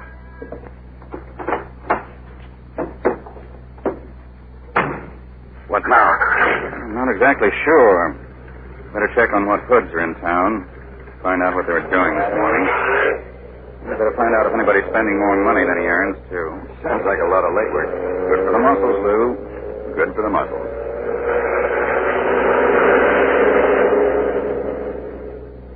The search was on, Gangbusters listeners. Local, state, and federal authorities combined forces in a roundup of all suspicious characters and all possible leads. Roadblocks were set up, and planes of the Civil Air Patrol flew over backwoods areas hoping to spot any automobiles that deliberately avoided the blocks. 8 days went by, during which several leads were followed and then dropped as false. Then, in a small restaurant on one of Danville's side streets... Hey, you over there at the bar. Me? Yeah, come here a minute. What do you want? You hungry? Sure I'm hungry. Why? Sit down here. Have a meal on me. What? Sit down and eat. Well, you mean you're going to snake me? Sure. Be my guest. Sit down. You sure there's no catches? Go on. Order anything you like. Okay. I only got a quarter. I was just going to have a hamburger. I'll take the turkey. Say, what's the idea? This is a celebration? Sure, sort of. I always said if I ever made a strike, I'd set up a big meal for some guy who needed it every night for a week. Oh, that's nice. That's real nice. I was hungry once, Buster. I know what it's like. Oh, sure thing. And what'd you do? A business deal come through? Why, you might say. Hey, waiter, bring this man the turkey. Yeah, I had a good business deal. And there'll be more coming, too. Ah, that's good. A nice guy like you. A nice guy like you, he should always make out.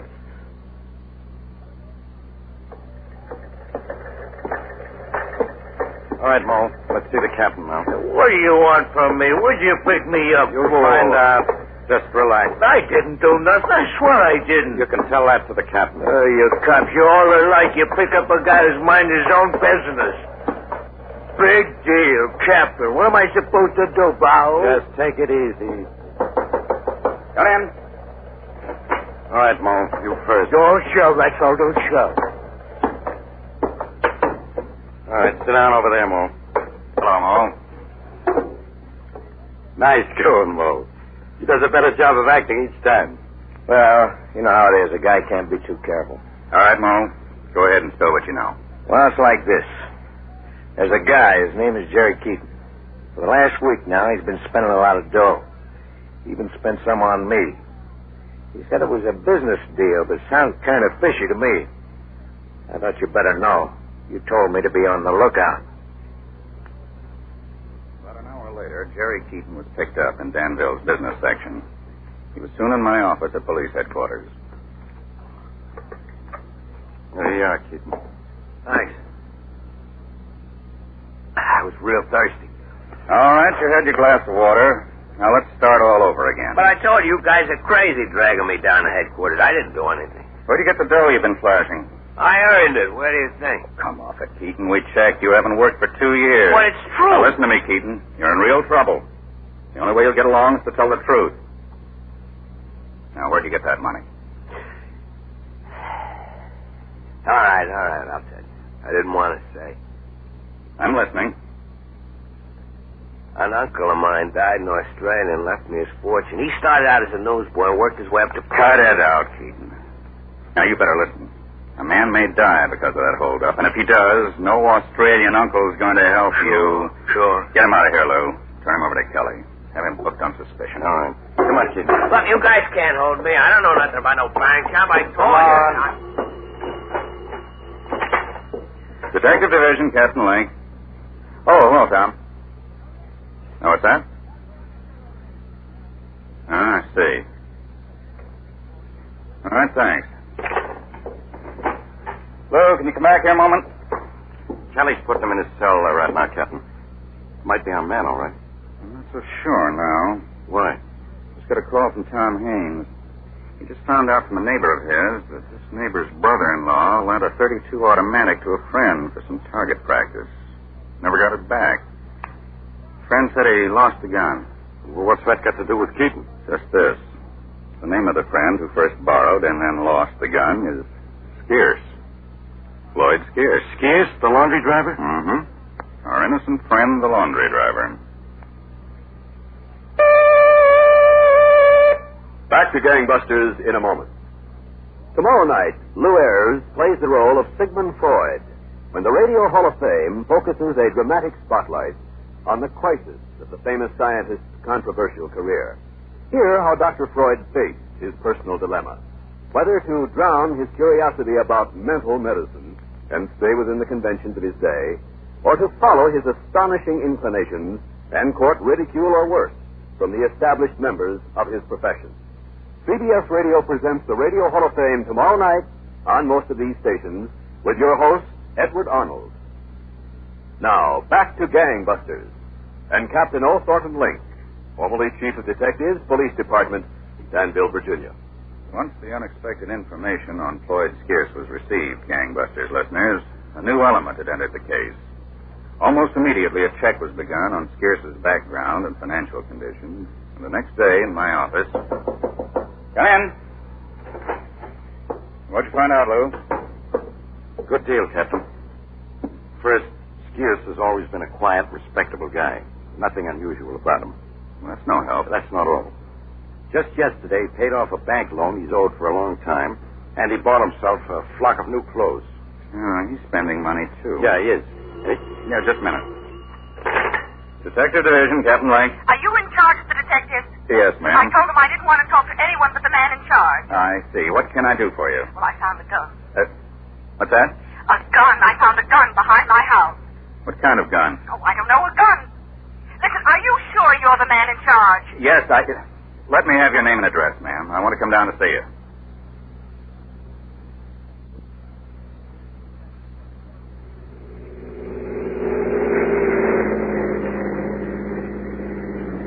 Here we are, Captain. Yes. The woman out in front must be the one who phoned me.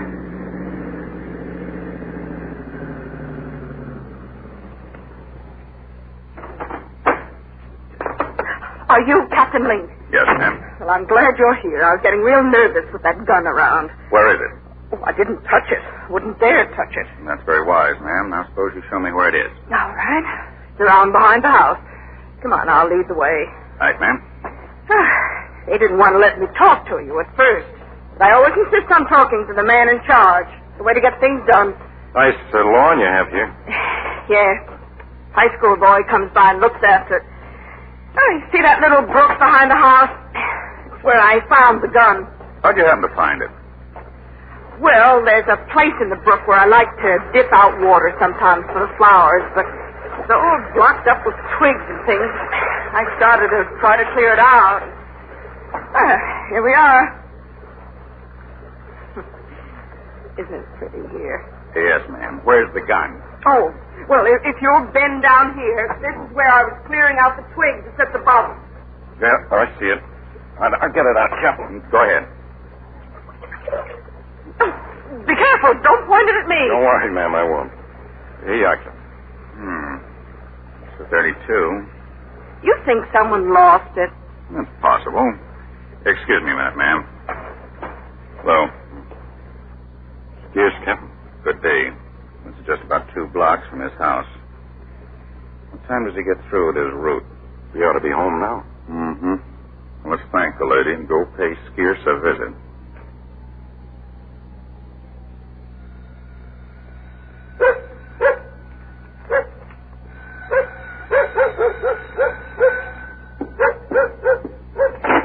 Yes? Can we come in, Mr. Skeers? Hi, the captain again. Sure. Come on in. Thanks. Yeah, make yourselves at home. Want me to fix some drinks? No drinks, Mr. Skeers. We want to talk to you. Sure. Well, you might as well sit down. We'll stand. Oh. Well, I'll sit down then. Tough day. Now, what can I tell you? I think I gave you all the information I had, but if there's anything else... There is. Ever see this gun before? No, I never saw it before. And then where's the .32 you borrowed? Oh, you heard about that. Yes, we did. Where is it? I didn't think I'll fix myself a drink. I lost it. One day I had it, the next day it was gone. You sure you don't want to drink? No, thanks. I wanted to take some target practice. That's why I borrowed it. Did you know the man at the bank says the gun used on him was a .32? Oh, no, wait a minute. And he says that whoever held him up knew the bank's routine very well, especially their morning routine. Hey, look, I don't know anything about that holdup. Just what I told you, nothing more. Then why did you try to hide the gun? I didn't. I told you. I lost it. In someone's backyard. I don't know anything about it. Maybe somebody found it, and then maybe he dropped it in the backyard. Mm-hmm. You got no right to question me like this. I haven't done anything. Then you've got nothing to be afraid of, have you? That's right. There's nothing to be afraid of. Sit down, Mr. Scarce. All right. I'd be glad to help you if I could, but there's nothing I can do. That's what you said before. Where's your telephone? Right over there on the table. You can use it if you want. Thanks. Lou? Here, Cap. Call the hospital. See if Mr. Wilson, the bank employee, is well enough to come down to headquarters for a lineup. Right. Hey, what are you going to do? Give you a fair chance, Scarce. You said you had nothing to do with that holdup. All right, I'll see if you're telling the truth. I'll see if John Wilson recognizes you. You can't make me come down to headquarters. You'll have to arrest me to do that. That's exactly what we're doing, Mr. Scarce. You're under arrest.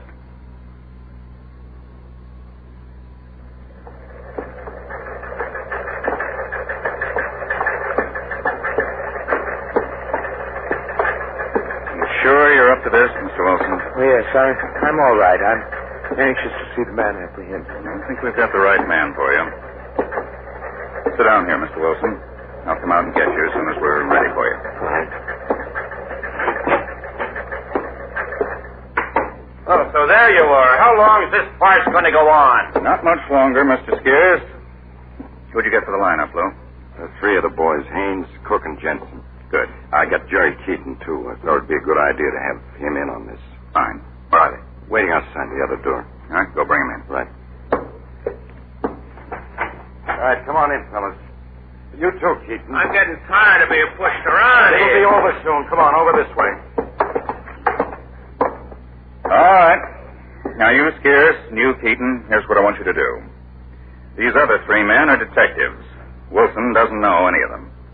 They're all about the same height and general shape as the man we're looking for. I want you to line up with them, and when Wilson comes in, I want you to stand perfectly still. Understand? Yeah, sure. How about you, Scarce? Well, I understand, but I don't like it. I'm not asking you to like it. I'm asking you to do it. Okay, get in line. Lou, get Wilson.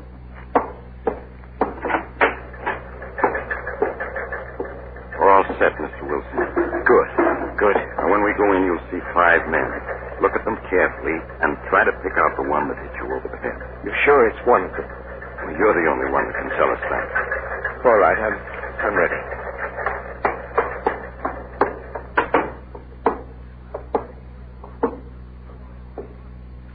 All right, Mr. Wilson. Here they are. Look at them carefully. I don't have to, Captain. There he is. Right there. There's the one. Keaton. He's pointing to Keaton. He's crazy. Are you sure, Mr. Wilson? Yes. I'd never forget him. It's him, all right. All right, thank you very much. Is that all? That's all for now. I appreciate your coming down. It's all right. It's all right.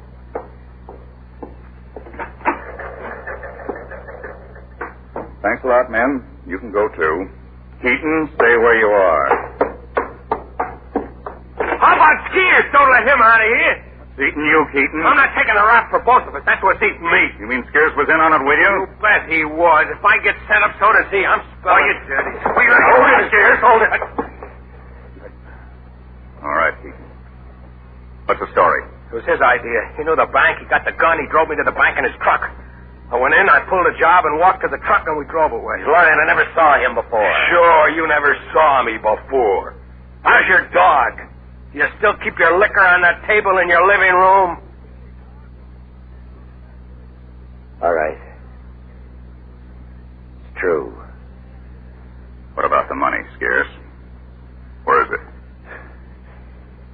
show you. I'll take you to it.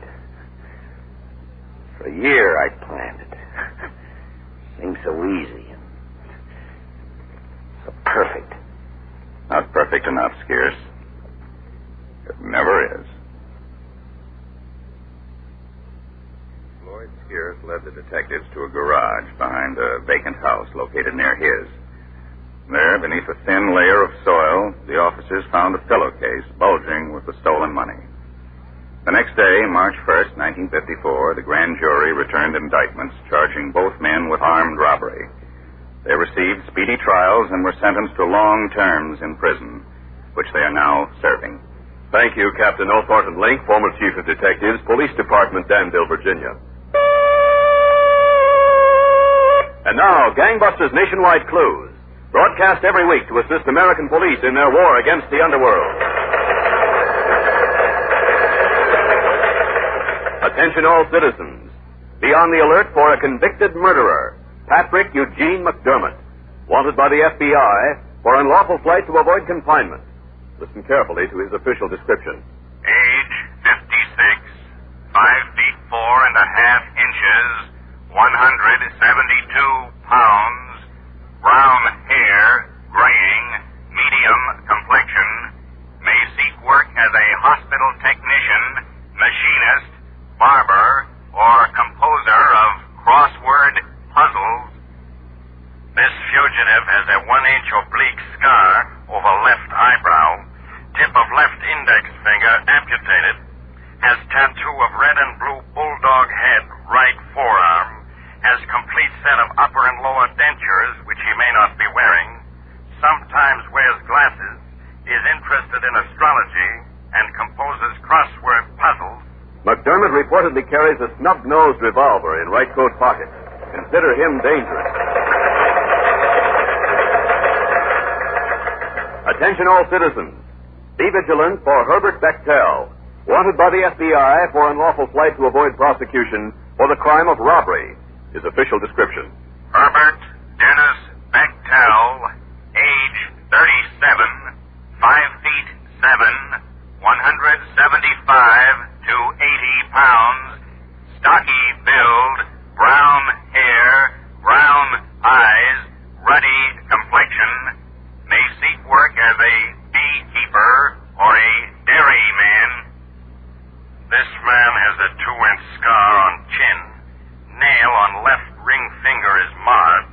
He has a 6-inch scar on back of left leg. Ball of his left heel has been amputated, causing limp. He may be wearing mustache and long sideburns and have hair dyed and artificially waved. Caution. Bechtel may be armed and has reportedly stated that he will not be taken alive. He should be considered extremely dangerous. If you have any information concerning these clues, notify your local police, the nearest office of the Federal Bureau of Investigation, or Gangbusters at once.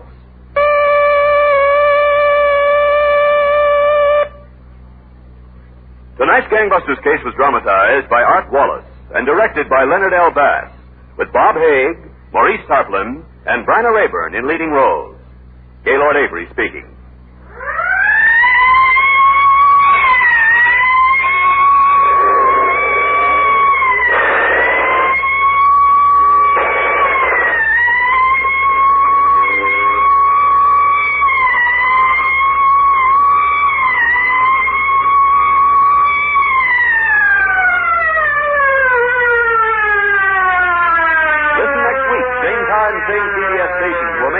In the case of the jealous wife on Gangbusters. Proudly we hail.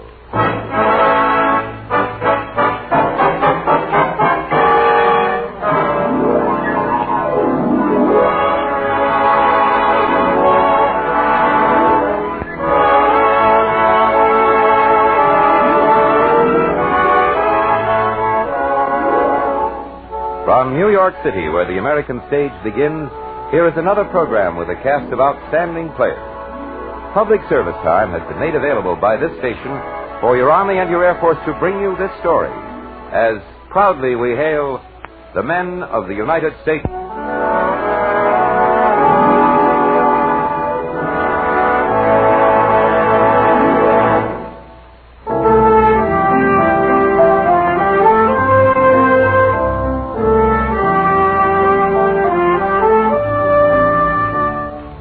Our story is entitled Orphans of the Storm, a tale of the nobility of warm, sincere people, as proudly we hail the men of the United States Army and the wives of its members stationed around the world.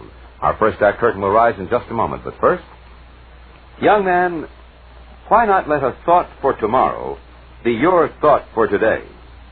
Right now, your United States Army, the senior service, needs qualified technicians in such varied and interesting fields as radio, radar, meteorology, photography, and many, many others. Yes, you can be trained to do a job and acquire a skill that will be of great benefit to you for the rest of your life. You can also take pride in the fact that you answered your country's call in time of great need. Why not let a thought for tomorrow be your thought for today?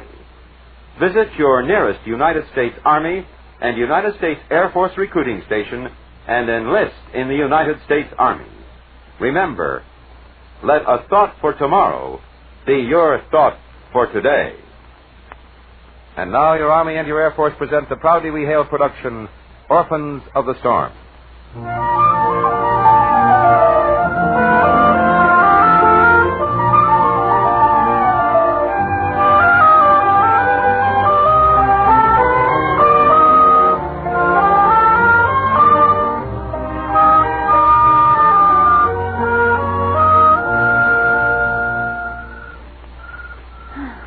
Sun's going down.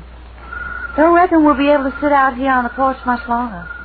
Getting kind of chilly already. This is my kind of weather. Can almost smell the hams in the smokehouse and the maple oozing into the buckets down home in Vermont. That wouldn't make much difference to me. Brooklyn smells the same all year round. I sure miss that luscious, caressing Georgia sun we got back home. You know, I guess the sun never sets on the Army. You never know where your guy's going to be shipped next. You get set in one post, bang, you're away again. What do you expect? The Army is where the job is. Pete and I have been in about every state in the Union, plus the Philippines, China, France, England, Germany. But then, of course, Pete's regular Army. Does that make a difference in your outlook, Miss Johnson? A big difference. When we went in, an Army wife had to be able to take it, just like the men. Nowadays, it's lots easier. How long has Pete been in, Mrs. Johnson? 27 years. 27 years? Mm-hmm. Gosh, I'm not even that old. Hi, Helen. Good morning, Helen. Hi. How you doing? Here, come on, in here. Scooch in on the glider, Helen. Oh, never mind, Josie. I'll just sit here on the steps. You just turning out? Oh, no, Mrs. Johnson. I was up early. I've been down to town and back already. Any news? Talk. Just idle talk. The word's around that some units will be moving out of Monmouth the first of next week. Next week? Oh, you hear that kind of gossip around Army camps all the time. Well, it's not just talk. I happen to know that Quartermaster's processing overseas gear right now. Overseas gear for where? Who knows? Korea, most likely. It's where the action is. But if they were going to ship them then to Korea... Now, look, honey, you knew it this. Don't try to outguess things. But Korea, that'd mean the wives would have to stay behind. Oh, the Army's got enough problems out there without having to handle a lot of dependents. Oh. Helen, you all right? Oh. Well, I haven't been feeling too good. You're looking kind of poorly. Have you been to the doctor? Oh, I'm all right, really. I've got to go now. Promised Bob I'd meet him at the post cafeteria this morning. I'll see you all later. So long, Helen. There's something wrong with that girl, I know. I don't know. Her husband's a smart kid. He's one of Pete's best boys. But if you ask me, they're not getting along too well. Oh, maybe the mention of Korea upset her. After all, she's just a kid. Yeah, it's the trouble with the young people these days. Get upset too easily.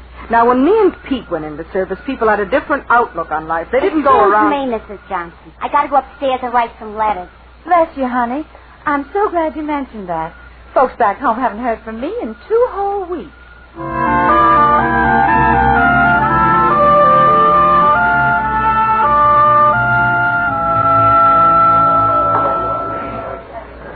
you are, baby. What's this? Oh, it's fine, Bob. We can talk here. You sure you don't want something else? Soup, maybe? Oh, no, this is plenty. You're the boss. Now, come on, eat. Not really hungry. I shouldn't have ordered this. Helen, baby, you've got something on your mind. Oh, it's nothing, I suppose. Except I heard some talk this morning when I was downtown. Talk? About some of the units moving out of Monmouth. Oh, that. Martha Johnson says you may be going to Korea. Look, honey, ever since I've been here in Monmouth, the gossip has been scattering us in all directions. Oh, I know it may happen, and I'm not complaining. But I just wish we wouldn't have to be separated at a time like this. Bob, I saw the doctor this morning. You did? He confirmed it? Yes. We are going to have a baby. Wow. Me, a father. Pinch me, I'm numb. Holy smoke, me, Bob Porter, a pappy. Bob, please, everybody's turning around. Oh, baby, this is wonderful news. It's wonderful. Bob, not here, please. Here, there, any place. Kiss me. You're mad. I'm mad as a Marge hare. Where's the cigars? I gotta get a lot of cigars. I gotta tell somebody. Hey, Pete! Pete Johnson! Bob! Pete, over here! Bob, everybody's looking at you. Let them look, let them listen. How often does this happen to a guy? Hey, what's this you? Hello, Helen. What did you do to this guy? Just made me the happiest guy alive, that's all. Sit down, Pete. Grab a chair. Yeah. Pete, what do you think Helen just told me? Am I supposed to guess? You'd never. Let me try. She just told you you're going to be a father. She just told... Yeah, that's what she just told me. How did you know? You lunkhead, you lit up like a neon sign. It's written all over you. Congratulations, kid. Have a cigar. I'll go get some cigars. Have some coffee, Pete. Bob, will you calm down? Now, you're not the first one this has ever happened to. Let him burst a tendon, Helen. Martha and me were never that lucky. You must be a very happy little lady. Oh, I am, Pete. And a little bit scared. She's worried, Pete. You know all the talk about the unit moving out. I told her to forget it. Yeah, kid, I'd like to tell her to forget it, too, but, well, you'll know pretty soon, so I might as well tell you now. We are moving out? The alert's just been posted.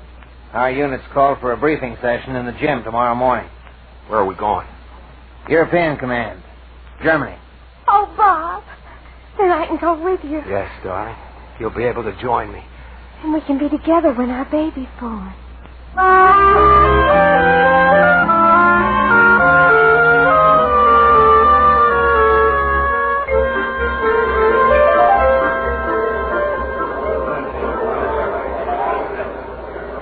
We're happy to welcome you men to Heidelberg. And later on, when they arrive, your wives and children. At the same time, we must remind you of your responsibilities here. By the conduct of you and your family in this strange land, our army, our country, our people back home are judged. I'm sure we can depend on you. You'll find many things of interest here in this old city, so make the most of your leisure. Good luck to you.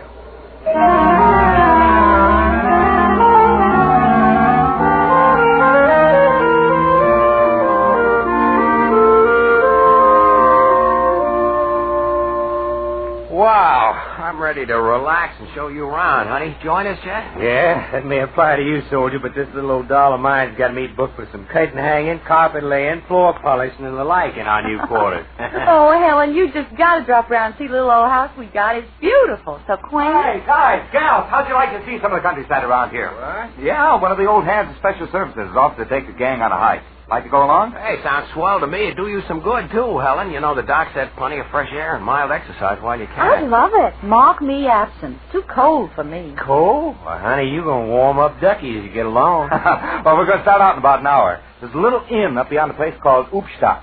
So you stay there tonight, tomorrow night, start back Sunday morning. What do you say? Well, it seems very wintry, but if Chet wants to go... How much is this yes fairy gonna set us back? Buttons, Chet, just buttons. Buttons we all got, so let's get going. You're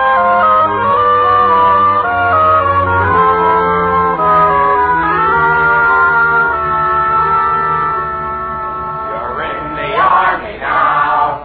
Not behind the bar. How you doing, sweetheart? Oh, just fine, darling. You're not tired? Oh, not yet. Hey, folks, have you ever seen that there show, The Student Friend? Yeah, well, that was written about that place right over there. That's the University of Heidelberg. Hey, remember the drinking song? Yeah, where all the guys with the funny little hats click in, Mom. Yeah, that's it. Drink, drink, drink.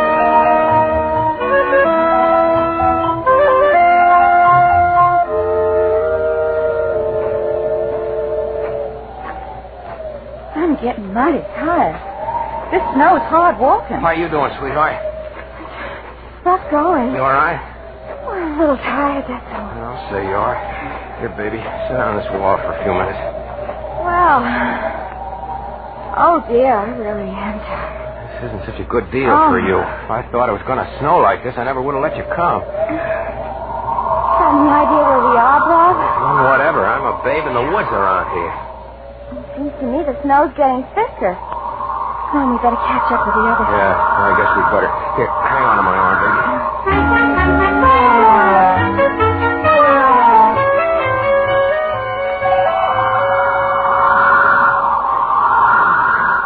Hey, Holby! Cat! We must have taken the wrong road. Bob, we're lost. Don't get excited. Everyone's very friendly here. We'll get in somewhere. I'll try to raise somebody. Hey! Holbert! Casper!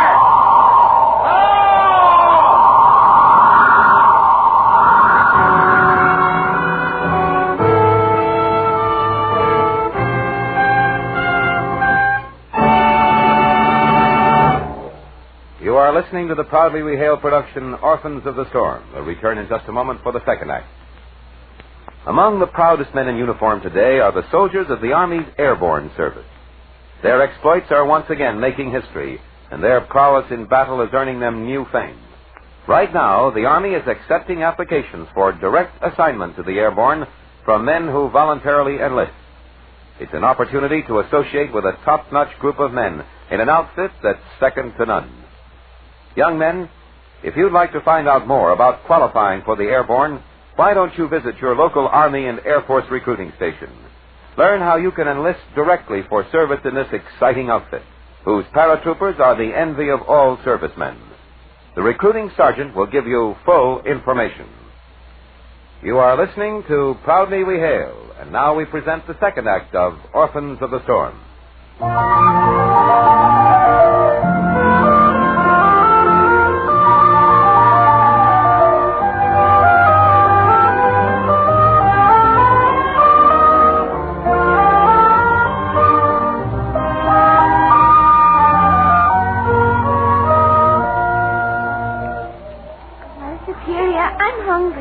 Will we have dinner soon? Very soon, child. Oh, but we do not go to table with such hands, do we?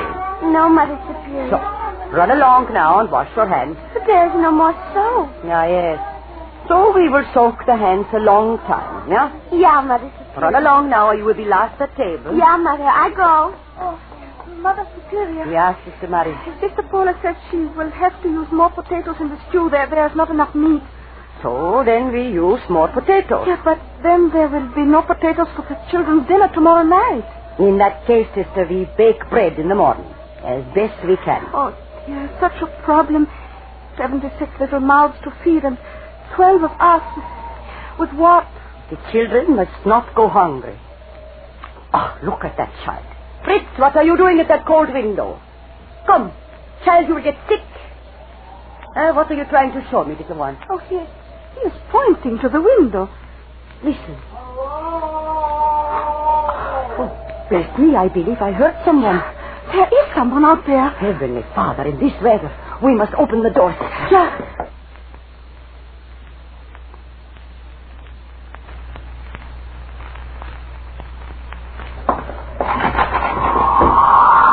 Come this way! Mother Superior, get back. The wind will cut through you. I am quite all right, sister. Hello? Do you hear me? Yeah. I hear you. Oh, it is an American. Come this way. I do. Oh, poor man, he comes exhausted. Go back, children, go back. Get back from the door. Go back. There he is, Mother. I see him. He's carrying something.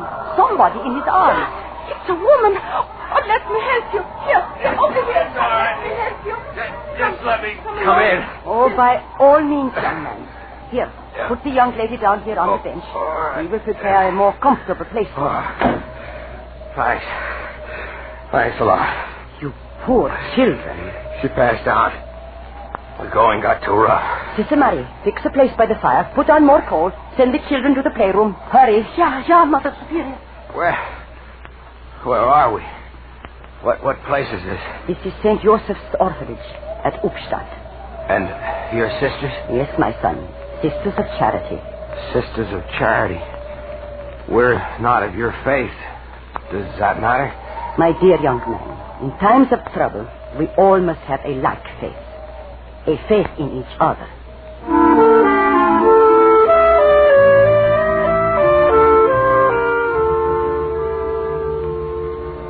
The fire is burning low. A little more coal, Sister Mary. Yeah, Mother Superior. 76 little orphans to clothe, feed, and care for without help. The townspeople helped us as long as they could. We are all very poor now. How old is this building? It is 300 years old. 300 years? Golly, I never dreamed a building could stand that long. We wonder often how long it will continue to stand. We do all the repairs ourselves. The nuns? We're not very skilled. The children seem unusually well behaved.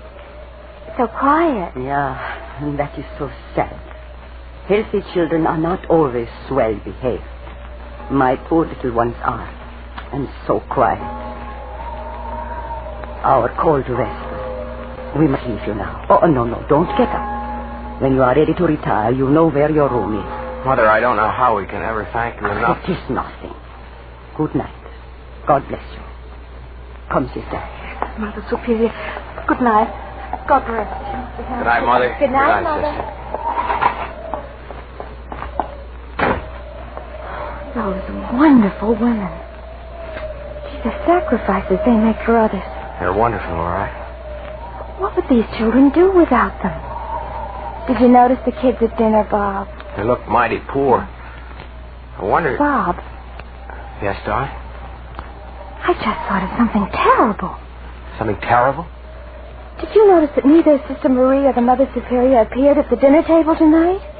Why, yeah, you're right. Wasn't enough food to go around. Those two wonderful women stayed away so we could eat.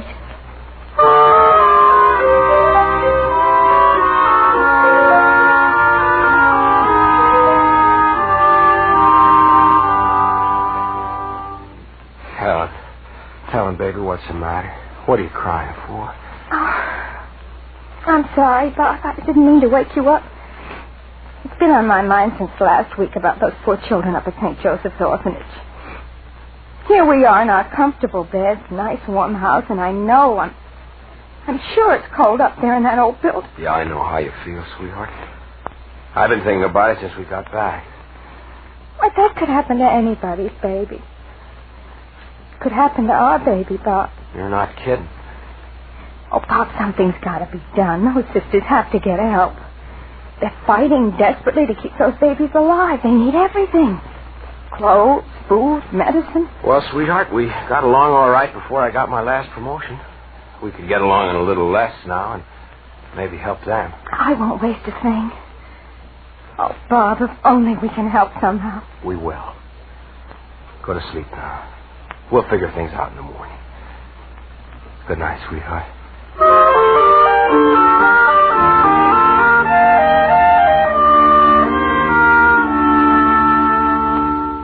Martha, I don't care if they bought out the whole PX. Then just tell me what they're doing with all those things, Pete. I don't know what they do with them. It's none of our business. They're spending their own money. Now, look, Martha, you've got all the women on the post talking about those two. All right, Pete. I won't say another word. I suppose she can do what she likes. But you're Bob Porter's superior. You've got a responsibility. Okay. I've got to get over to the post. Go on. Kiss your old man goodbye. You're a great old gal, Martha, but when you open your big mouth, you sure can fan a lot of breeze.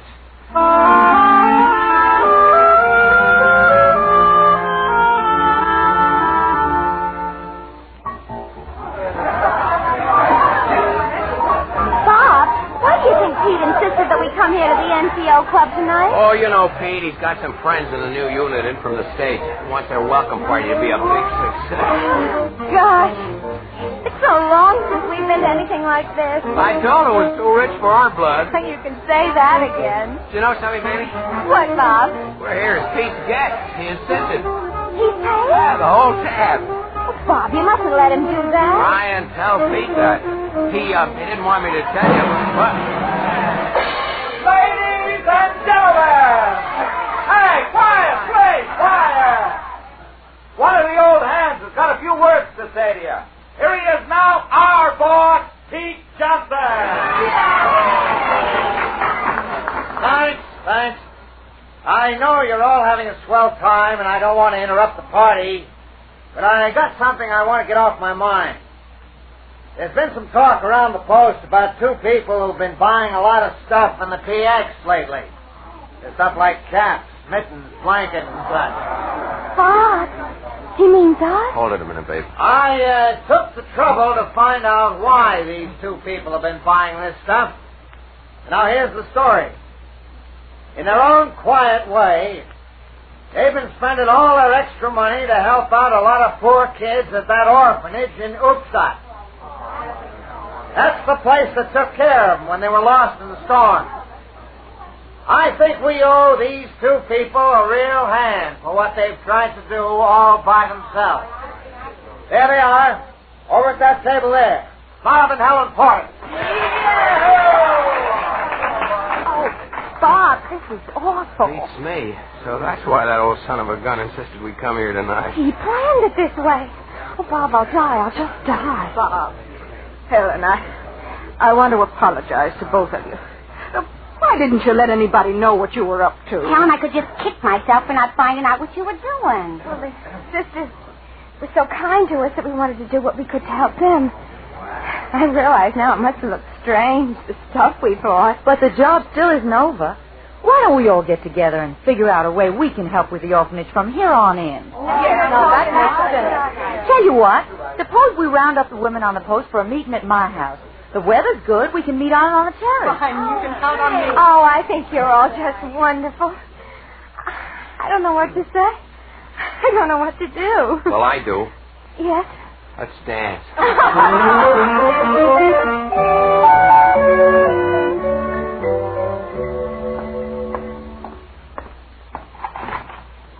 Oh, come in, Sergeant. You sent for me, sir? Yes. You and that wife of yours certainly have stirred things up around this post, Sergeant. Every place I go, I stumble over toys, heaps of clothes, crates, and boxes. Seems to me you got the whole post working for the orphanage at Uppstadt. I hope, sir, you don't mind. Mind? Who said anything about minding? I think this is a swell thing you're doing, Sergeant. But you need a little more help. Yes, sir. Tell your wife I'm turning the playhouse over to her for the next couple of weeks. She can use it as a marshalling station, repair center, or whatever else she wants to call it, for the stuff the women are gathering for the orphanage. That's wonderful, sir. There's nothing wonderful about it. It's the least I can do. Okay, that's all, Sergeant. Thank you, sir. Oh, Sergeant. Yes, sir? Tell the business to let me know what she needs in the way of transportation to haul the stuff. I'll attach a truck or two from the motor pool. Yes, sir. Thank you. Golly. Well, kid, what did the captain say to you? Pete, I just made a discovery. COs have hearts. Honest, Pete, they have big hearts.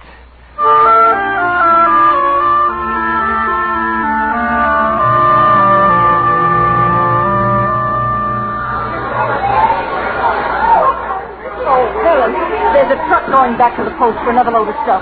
Have you any instructions for the driver? Oh, yes, Martha. Would you please tell him to bring the lumber for the storm vestibule out on the next trip? The boys are waiting to put it up. Oh, Mrs. Porter, you have spoiled all of us, big and small. It's been a pleasure, Mother Superior. It is wonderful. Everything is wonderful.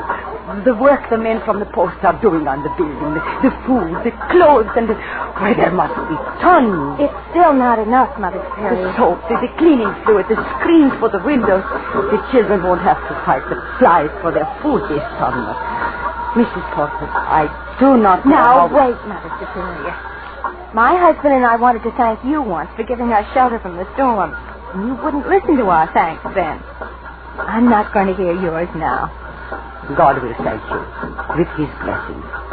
It is better so. Hey, Helen, there's another load of stuff outside. Swings, slides, seesaws, sandboxes, and parallel bars, stuff like that. Dear heaven, is there no end? Oh, that's for the new playground. Around the back, Chet, where the boys are grading. They're waiting for you. Okie doke, round the back it'll be. You know, my dear, this will be the first time most of the children have ever been on a swing or a slide. They will be so excited they will drive us all mad.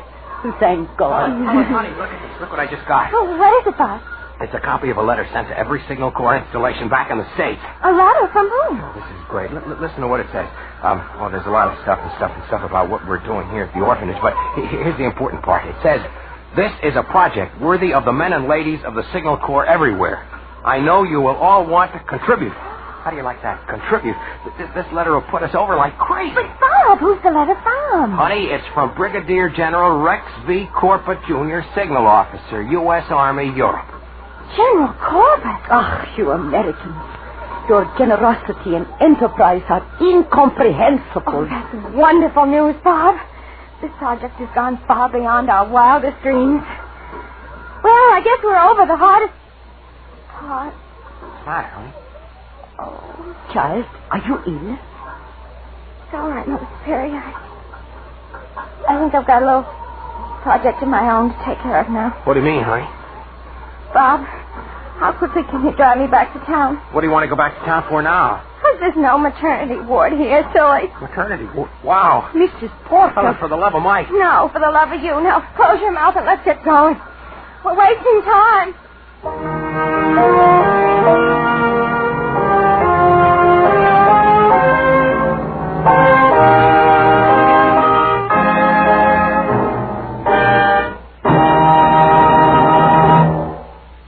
Young men, when you volunteer for service in the United States Army today, you can rest assured that your best talents and natural skills will be considered in giving you an assignment to your liking. Yes, today's modern Army fits the right men to the right jobs, and real merit is recognized with faster promotions and more opportunities. Now, more than ever before, men with above-average ability are finding better jobs and more important assignments in the U.S. Army. Why not investigate an Army enlistment for yourself today and find out just what you stand to gain? Full information is available at your nearest U.S. Army and U.S. Air Force recruiting station.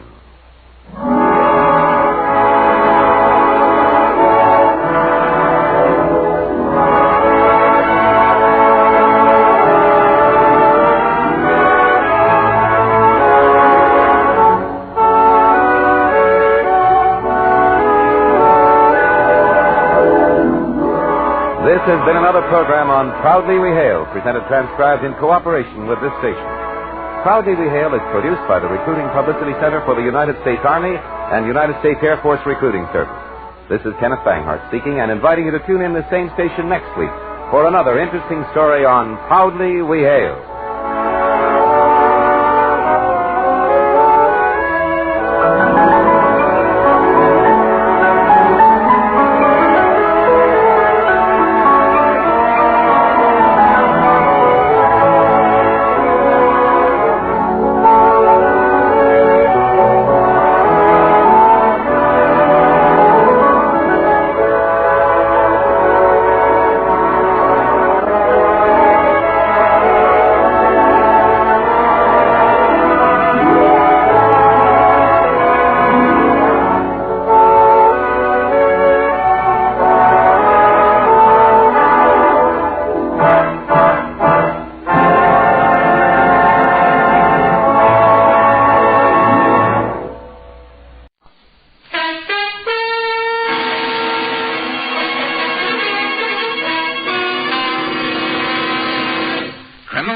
And Kreml Shampoo present the new adventures of Sherlock Holmes, starring Nigel Bruce as Dr. Watson and Tom Conway as Sherlock Holmes.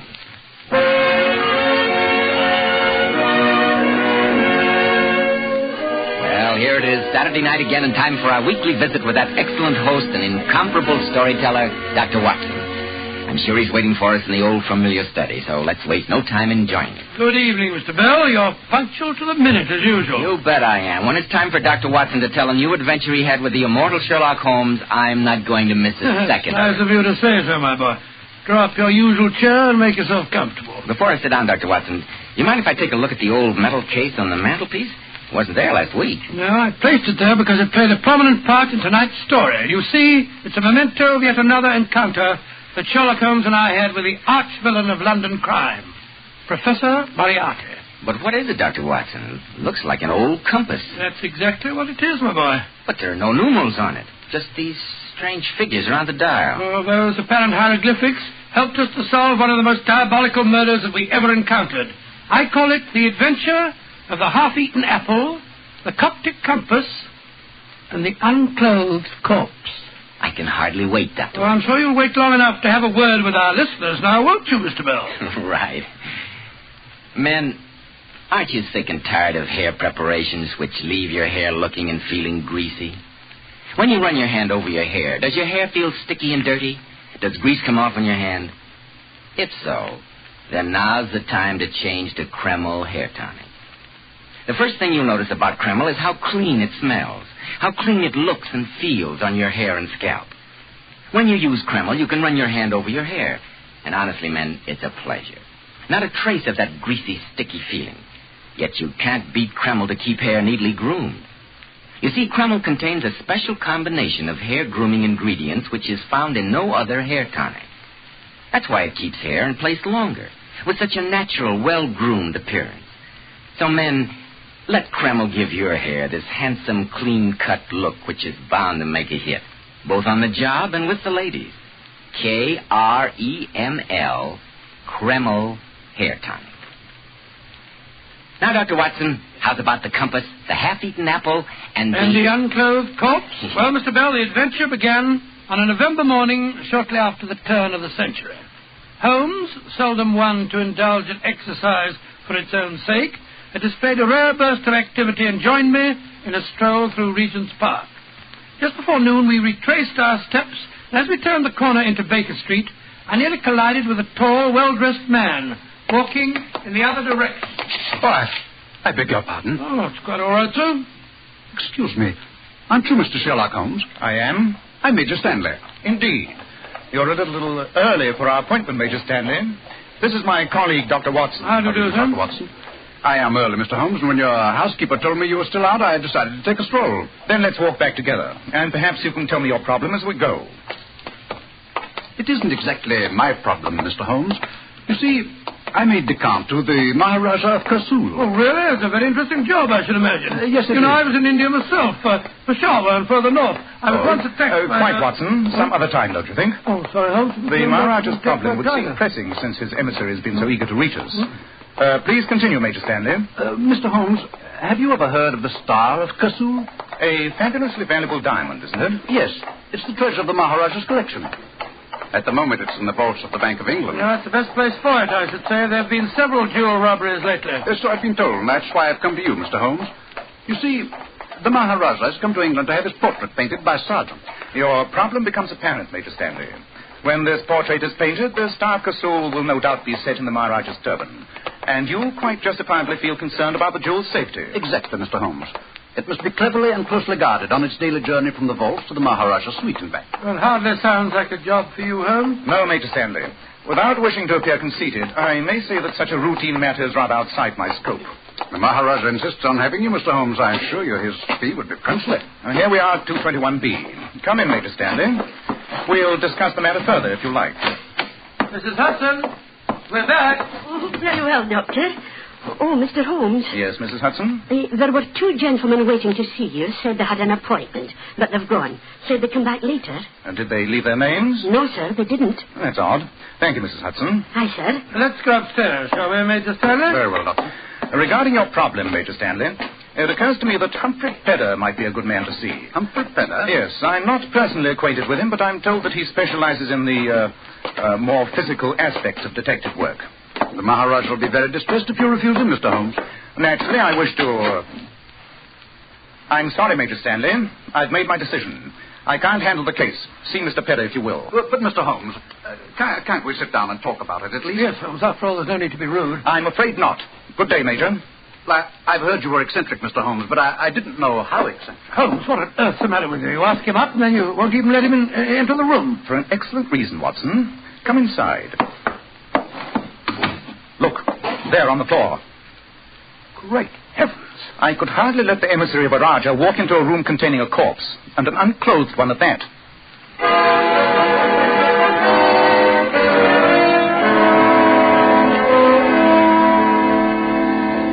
Lift the blanket off the face, Watson. Right you are, huh? There. Oh, Doctor, the poor man. Is that the face of one of the men that called here? Aye, sir, it is. Cover it again, Watson. I saw the other one leave, sir. He said his friend had already left. Oh, I never dreamed... This one you saw leaving, was he carrying anything? A bundle, perhaps? No, sir, he wasn't.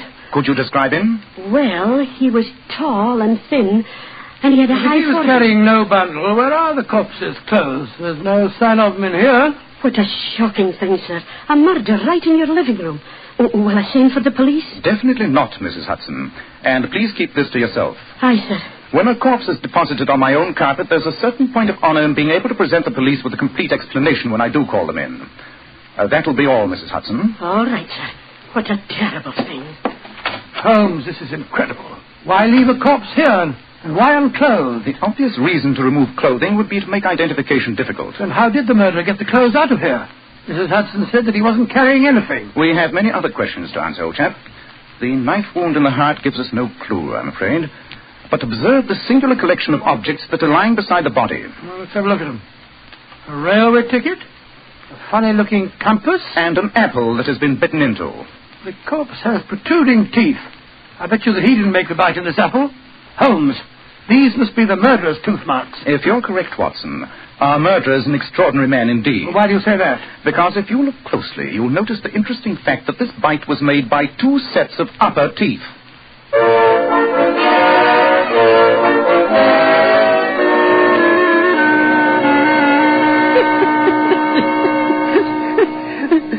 You're the one no mistake, Professor Moriarty. 2 sets out the teeth. Well, that was the best touch. Yes, Carter. I must confess it was neat. Simple, of course. You start the bite with your upper teeth, reverse the apple, and conclude the bite. Yes, simple, but I trust also somewhat disconcerting for the great Sherlock Holmes. Our past encounters have given me an insight into his very unusual mind. I'd like to have watched his face when he walked in there, Professor. So would I. But the next 24 hours will give me little leisure, I fear. I must arrange for a certain matter concerning a change of ownership in the Star of Kasul. This should be a fascinating game. But the old compass, the railway tickets. Carter, with your somewhat limited cranial development, it must be hard for you to absorb the subtler points in such a plan, but surely its basic purpose is obvious. Sherlock Holmes is about to be engaged by the Maharaja to guard the jewel. I had to divert his attention, so I perpetrated an intriguing murder on his own doorstep and surrounded the corpse with meaningless and completely unrelated objects which I knew would torment his curiosity and keep him off my trail. And that corpse would take some explaining to the police, too, Professor. Yes, that's why I placed it there. It puts him in an acutely embarrassing position. He has to try and solve the case or become the laughingstock of London. It's one of your neatest jobs, Professor. Oh, I won't say that, Carter. But I'm quite sure that I've posed a problem that Sherlock Holmes will be totally unable to resist.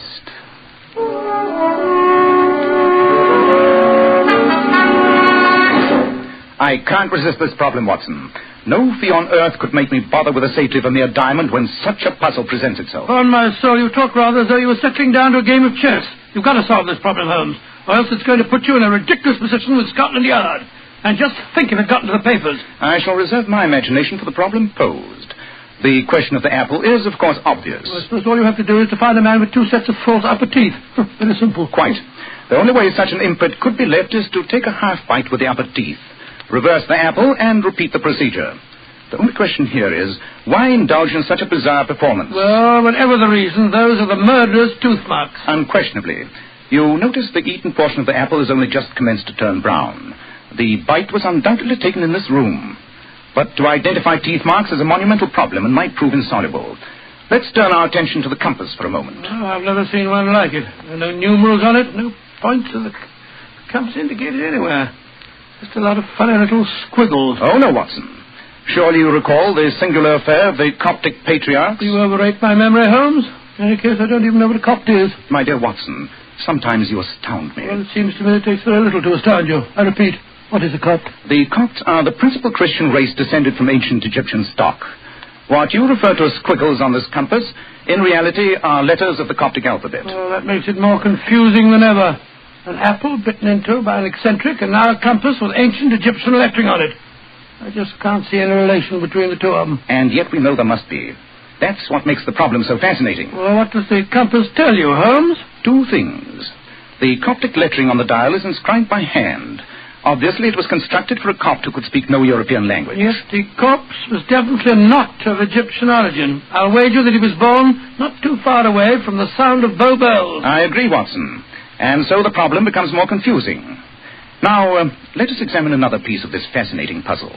The railway ticket. Well, it's the unused return half of a first-class ticket from the village of Chipping Sodbury to London. Yes, and the date stamped on the back is November the 6th. Today? Yes, Watson, today. Chipping Sodbury is a tiny village. I imagine that the number of passengers that travelled from there to London this morning could be counted on one hand. You're going to Chipping Sodbury? Yes. It shouldn't be too hard to find out who purchased this ticket. And while I'm doing that, I want you to stand guard here. With the corpse? Yes, Watson. And I suggest that you keep your revolver handy. My revolver? You mean... I mean that after what has happened in one short morning in Baker Street, we should be prepared for any eventuality.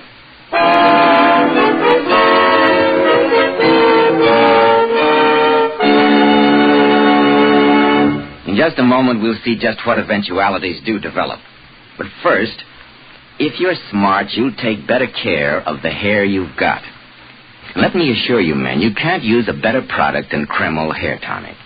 This highly specialized hair tonic contains a special combination of hair grooming ingredients which no other hair tonic has. That is why Kreml keeps your hair in place longer. Why your hair always has such a natural, well-groomed appearance, never greasy or sticky. And listen carefully to this, man. Kreml does lots more than keep hair looking handsome. A quick massage with Kreml stimulates the circulation of blood right in the surface of the scalp. Notice how alive, how invigorated, how clean your scalp feels. At the same time, Kreml removes loose dandruff. And if your hair is so dry that it breaks and falls, Kreml actually helps condition the hair by making it feel softer, more pliable. So, men, why be satisfied with a product which merely keeps your hair in place when you can have handsomely groomed hair plus all those extra advantages of Kreml? Buy a bottle as soon as possible at any drug counter. Kreml, Kreml Hair Tonic.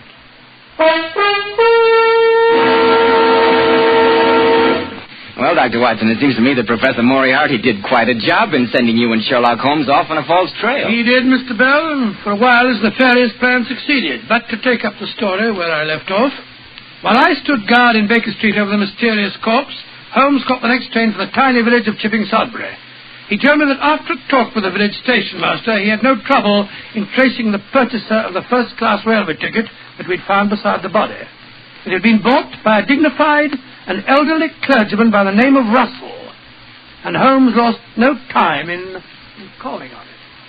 The station master told me, sir, that you were the only person to purchase a return first-class ticket to London this morning. Yes, Mr. Holmes. I had occasion to make one of my rare excursions to London this morning. But though it was an unfortunate experience for me, I can't think my humble visit to the city could be a matter of any possible interest to you. I'm very interested in what happened to the return half of your railway ticket, sir. Very odd you should mention that. A regrettable business. Most regrettable. It was stolen from me by a pickpocket, together with my watch and chain. Didn't notice it until I had occasion to look at the time when I was lunching with the Bishop of St. Luke's. You've no idea when or where the theft took place, sir? I walked from the station. The crowds were quite dense, and I do recall being jostled rather heavily on one occasion. You reported your loss to the police, I suppose? Naturally, but I have little hope that they'll catch the criminal. Most regrettable business. Cost me a watch and the price of another ticket. An expensive lesson in the frailty of human nature. Do you care for a cup of tea, Mr. Holmes? No, thank you. I'm afraid I haven't time.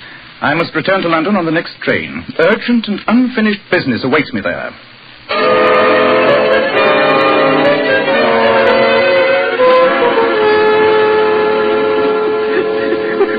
I followed Sherlock Holmes to Paddington Station, Professor Moriarty. Excellent. He caught the train for Chipping Sudbury, no doubt, Carter? Oh, yes, Professor.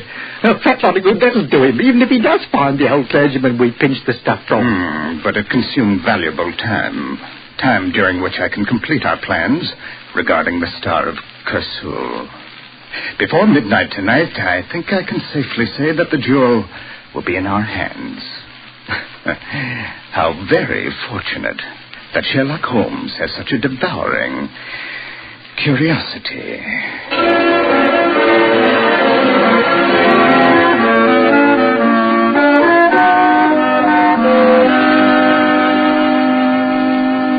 Any luck, Holmes? A waste of valuable time, Watson.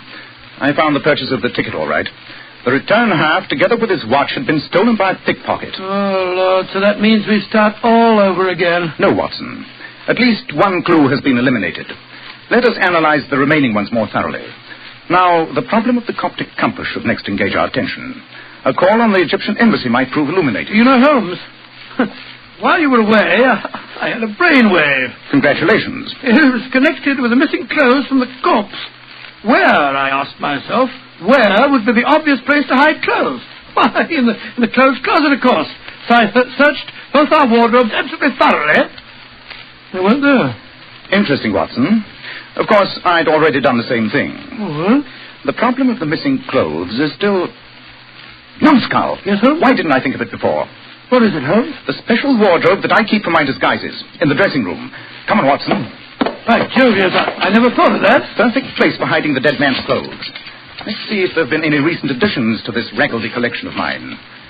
Costa's outfit. And there's a clergyman's suit. You always made a surprisingly convincing clergyman, Holmes. And here's the unfailing passport to many a servant's back door. The stained and roughened worsteds of the English plumber. Yes, these patched and frayed ghosts could tell many a tale of... Hello.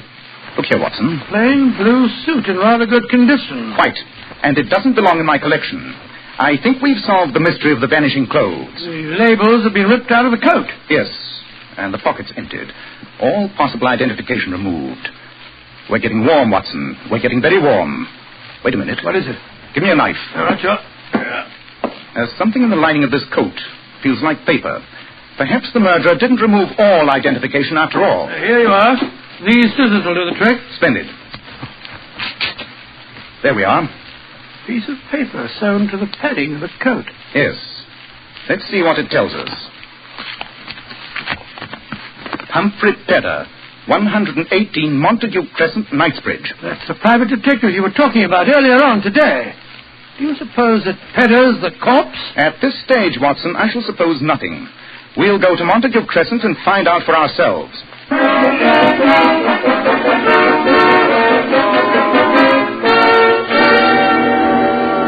Mr. Pedder, I can't say how glad I am that we found you alive and well. From what you gentlemen have told me, Doctor, I feel glad myself to be here. Is it your custom to have an extra identification label sewn into all your clothes, Mr. Pedder? Yes, Mr. Holmes. A detective never knows what may happen to him. I've always felt such identification might be valuable. A very sound precaution. Thank you, sir. And you say that a suit of your clothes was stolen from your wardrobe last night? Yes, and I can't unearth a clue. Embarrassing situation for a detective, Mr. Holmes. Yes, it certainly is. Though I'm sure in your position you've never had a thing like that happen to you. I doubt, Mr. Pedder, if you know just how embarrassing a detective's life may become. Yes, indeed.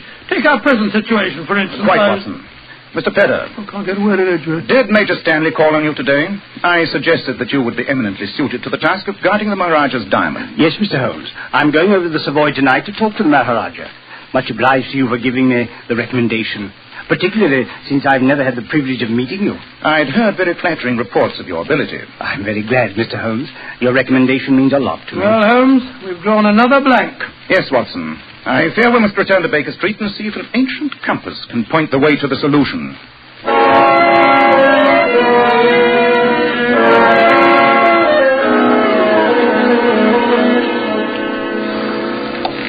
Where to, sir? The Egyptian Embassy in Grosvenor Square, cabin. Watch out, gentlemen. Jump in, Watson. I feel a blasted fool trotting around London with a Coptic compass under my arm.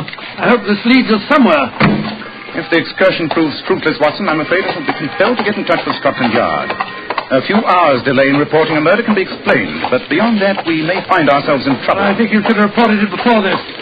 By the way, Holmes, did you notice the brougham and pair that drove up to Pedder's house just as we left?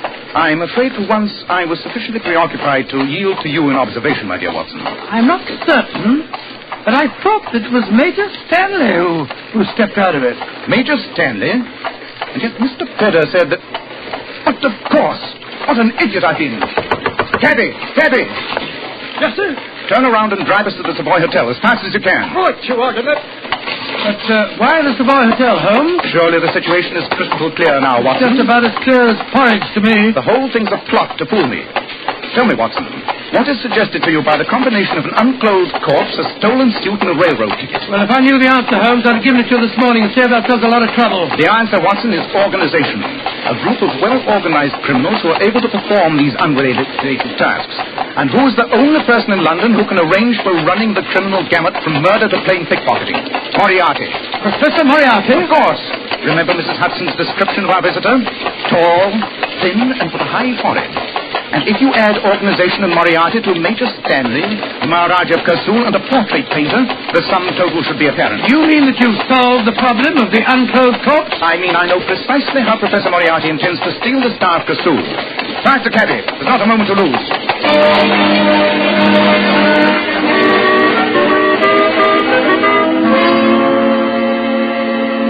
Mr. Holmes, it's an astonishing story you've told me. At least it explains my apparent rudeness this morning, Major Stanley. I appreciate the embarrassing position in which my friend was placed, sir. Oh, yes, indeed. But of course you understand that Mr. Pedder here is now in charge of guarding the Star of Kasul. Quite, Major. And you're in very excellent hands, I'm sure. Thank you, Mr. Holmes. But your own problem still fascinates me. The unclothed corpse, the compass, and the apple. As a humble exponent of your profession, I'm curious to see how you arrived at your conclusions. I reached them only just in time, Mr. Pedder. If I hadn't, I should at this moment be paying a fruitless visit to the Egyptian embassy. Well, I'm still confused, Holmes. And yet the answer is simple. What was outstanding about the crime committed at Baker Street? What was its individual peculiarity? Well, I suppose the air of mystery that surrounded it. I prefer to use the word mystification. The crime fascinated me, stimulated me, as Professor Moriarty hoped it would, until I realized that it was intended to do precisely that. The whole plan was a decoy, designed to prevent me from accepting your mission, Major Stanley. How could I accept such a commonplace job as guarding a jewel while such a fascinating problem was presented in my own living room? And the apple and the compass? Fictional clues that led nowhere, but were sufficiently challenging for the criminal to know I wouldn't be able to resist tracking them down. It's an amazing plot. And the railway ticket and the suit of clothes that was stolen from me were all meant to focus your attention elsewhere and away from the diamond. Exactly, Mr. Pedder. Well, Mr. Holmes, I assure you we're very grateful for the warning. Yes. We shall be more than ever on our guard now. We know where the danger's coming from. Professor Moriarty. I'm taking the Star of Kasul back to the Bank of England in a few minutes. I assure you that I shall guard it extremely well. I think, Mr. Pedder, that if you don't mind, I'll take charge of the stone. But, Mr. Holmes, I've already been commissioned for the work. That's true, Mr. Holmes. Since you refused the job, I had to make other arrangements. Mr. Pedder, was your own suggestion for the assignment. Nonetheless, Major, I think the Maharaja will sleep much more comfortably if I take charge of the stone. Holmes, I don't think that's very ethical. After all, you did refuse to take on the case, you know. This is hardly a time for ethics, Watson. Where is the Star of Kasul, Major Stanley? I just handed it over to Mr. Pedder before you arrived. Then supposing you give it to me, Mr. Pedder. By the way, I don't have the pleasure of knowing your real name. But Holmes, he's Humphrey Pedder. Oh, no, Watson. The unclothed corpse of Humphrey Pedder still lies in Baker Street. This is one of Professor Moriarty's most trusted henchmen. You're too smart for your own good. Look out, he's got a revolver. A little slow in drawing it. A beautiful uppercut, Holmes. Send for the police, please, Major Stanley.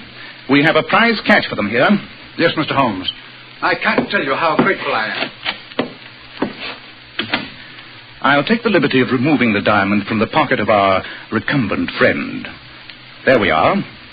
Behold, Watson, the Star of Kasul. What a magnificent stone. Magnificent. And yet one man was murdered for it. I only wish another might hang because of it. But Moriarty still goes free, and he killed Pedder. We'll catch him, Watson. We'll catch him. He is getting clumsy. If he'd noticed the credentials in Pedder's clothes, he would have been in possession of this bauble before the night is out. Instead of which, the evidence of this man here may help us to trap him.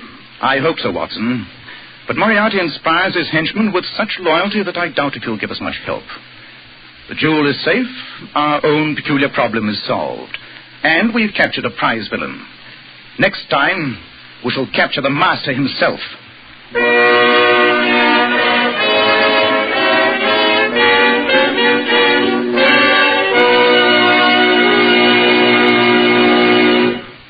Did you, Dr. Watson? Did I what, Mr. Bell? Did you and Holmes finally capture Professor Moriarty, the master himself? No, Mr. Bell, haven't you got a word for our listeners? Yes, I have. In just a moment, Dr. Watson will be back to tell us about next week's story. Girls, here's some advice from one of America's foremost beauty authorities, John Robert Powers. Mr. Powers tells his famous $1 Million Powers models to use only Kreml shampoo to wash their hair. And how right Mr. Powers is. Because Kreml shampoo has been especially developed to glamour bathe each tiny strand of hair to its own natural, glossy luster. It leaves the hair shining bright for days. Just a vision of beauty. You know, Kreml shampoo is great for washing children's hair, too. Yes. Its luxurious active foam thoroughly cleanses the hair and scalp and removes all loose dandruff as well as the dirt. Kreml shampoo never dries the hair. So, ladies, buy a bottle at any drug counter. See how easy it is to glamour bathe your hair to its natural shining glory. Kreml. Kreml shampoo. Now, Dr. Watson, what about next week? Well, now, next week I think I'll tell you a story about a dowager dip. A dowager dip? What on earth's that? That's a slang way of saying that our story concerns the Dowager Duchess of Penfield, who had the misfortune of being a kleptomaniac. And the story also concerns the strange, and I must admit, embarrassing adventure of the elusive emerald.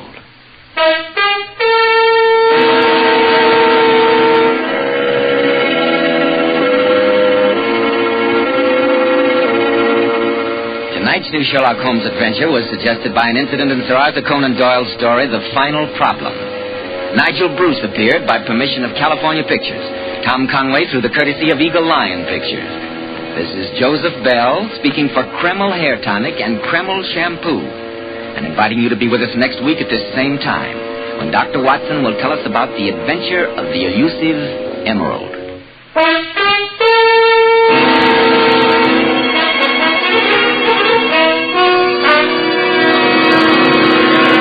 This is ABC, the American Broadcasting Company. Many thanks to Cliff Thorsness for his excellent sound effects, and a deep bow to Inspector Lestrade, portrayed so wonderfully by Lou Krugman.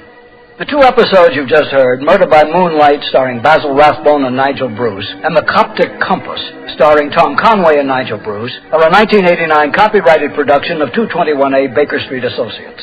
The Sherlock Holmes stories and the characters of Sherlock Holmes and Dr. John H. Watson were created by Sir Arthur Conan Doyle and are used with the kind permission of Dame Jean Conan Doyle. This is Harry Bartell. Thank you for listening.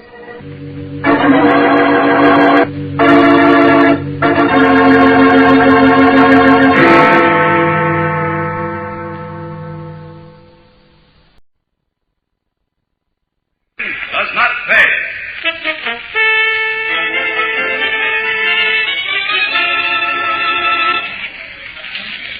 I tell you, Jackie, we can be smart. And if we're smart, no more cut liquor and cheap nightclubs. Hey, this is a big nightclub, baby. You saying it's cheap? Look at it. Not even a tablecloth. The waiters pay no attention. The drinks are bad. The music sounds like nothing. Oh, sweetie, I know it's the best now. And you're very sweet to give the best you can, but look, you have friends. There can be more, many more. And if we're smart, we can be big. I have a plan, Jackie, a plan. And when it works, not even the cops will bother us. Understand? Not even the cops.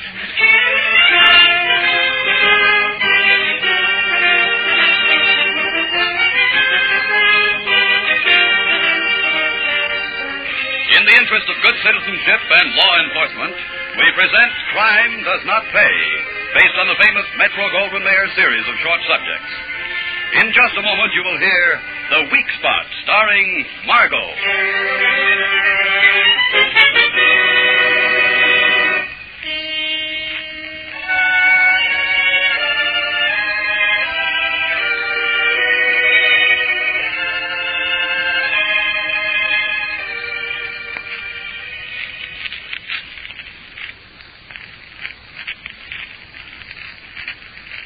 Now, Crime Does Not Pay, starring Margot as Maya Grimson in The Weak Spot.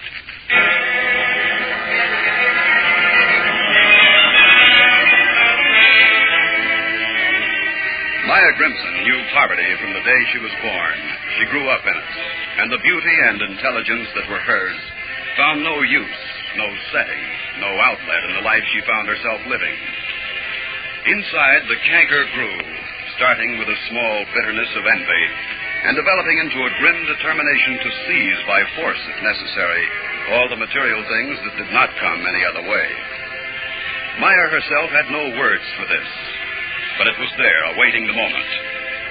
Maya had little of anything, but her most cherished possession, if it could be called that, was her passion for lackadaisical, easygoing Jackie Wallace. It was for Jackie that Maya was putting together a supper of sorts one evening.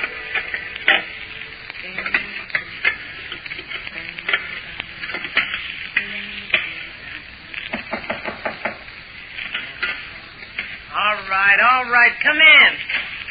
Hi, baby. How's every little thing? No. Don't kiss me now. What's the matter? Something wrong, my baby? It's so hot. I'm tired of cooking yesterday's stew. Well, baby, this is your night out. That's what I came to tell you. Out? Where? The hot dog stand at the corner? Now, get this, honey. We're stepping out tonight. I got a 10 spot, and old Alex Hamilton is crying for a date with you.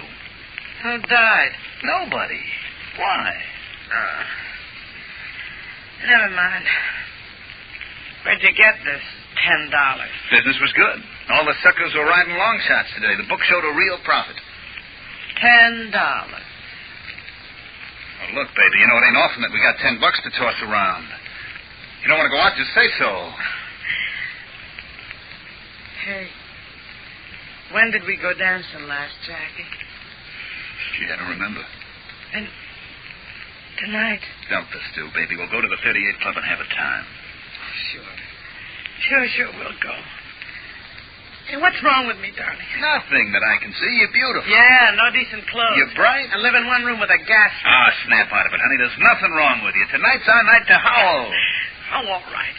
Now, get out. Shoot. Out with you. Let me put on my one good dress, huh? 10 minutes, Dad. Downstairs in 10 minutes.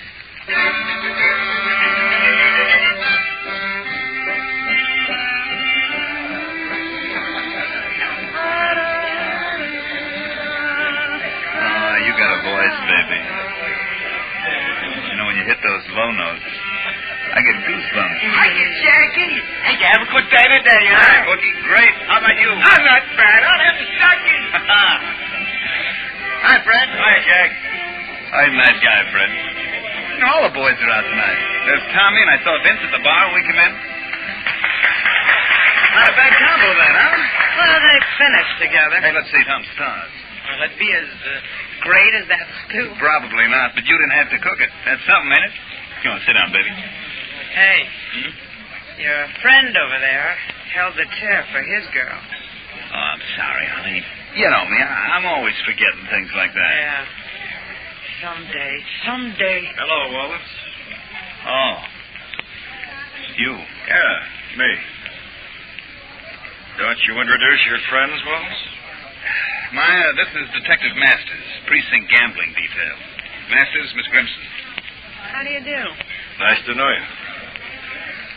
Wallace, I understand the boys made quite a killing in the 4th today. Did they? I wouldn't know about it. I think you would. Or you wouldn't be here with a girl. You're the detective. I also happen to know about souped-up odds. Some phony rumors that got around. Look, why talk to me about that? I'm not the syndicate. The syndicate isn't my business. Why not, Mr. Masters? I'm on the precinct detail. I see. You're interested only in making everything a little harder for people like Jackie. Even when we're trying to have a good time, you come around. You finished, Miss Grimson? When you have the evidence, that's time enough, isn't it? Why can't you leave us alone? Why? When I have the evidence, I won't waste time in conversation. You understand, Wallace? That's all. Good evening, Miss Grimson. Nice to have met you. Not even to eat or dance in peace. Oh, look, baby, that's the way it is. Always was, always will be. Look, if you're big enough, they leave you alone. But big fellas have lawyers. They got money, protection. I hate a man like that. Masters? Oh, lay off him, baby. He's only doing his job. Yeah, his job. What do I care about his job? I care about you. I care about us. Honey, will you eat your dinner? I don't want to eat dinner. Look, I say we can be stronger than this detective, this precinct detective. Okay, then what? Jackie, don't you see? Can't you see? Oh, look, Maya, baby, all I see right now is that you're beautiful. All right. All you ever see is right now, today, tonight, this minute. Sure, why worry about tomorrow? Why not? Jackie, we can be big. Oh, stop kidding yourself, baby. I tell you, Jackie, look, we gotta get smart. If we're smart, no more cut liquor and cheap nightclubs. Hey, this is a big nightclub, baby. You saying it's cheap? Look at it. Not even a tablecloth. The waiters pay no attention. The drinks are bad. The music is rotten. Oh, I know it's the best now. And you're darn sweet to give the best you can. But look, Jackie, you have friends. There can be more, many more. If we're smart, we can make it. We can make... I have a plan, Jackie, a plan. And when it works, we'll be so big, not even the cops will bother us. You've been thinking about this. I have plenty of time for thinking, Jackie. Now, look. Listen. The first thing we gotta do is find out how to get protection. From the cops? Are you kidding? Not from the cops. From having to work by yourself. So far out in the open that the cops see you. Well, that takes money, kid. You know that. All right. And we have no money. But we could get it. If your friends went in with you. Are you beginning to get it, Jackie? Yeah, maybe I am. Maybe you got something, Maya, baby. We better do a little figuring, you and I. But that's for later, honey. Right now, eat your dinner. Everything's getting cold.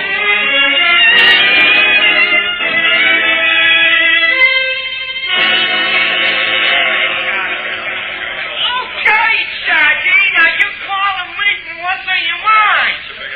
If I may, gentlemen. You go ahead, darling. Even if you don't understand, she's okay to look at. This is strictly business, gentlemen. What Jackie and I have to say is this. We can get us all protection. We know where and how. If you come in with us, you'll all double your incomes, and it'll cost you only a few dollars a week. That's it. And that, as Jackie said, is news.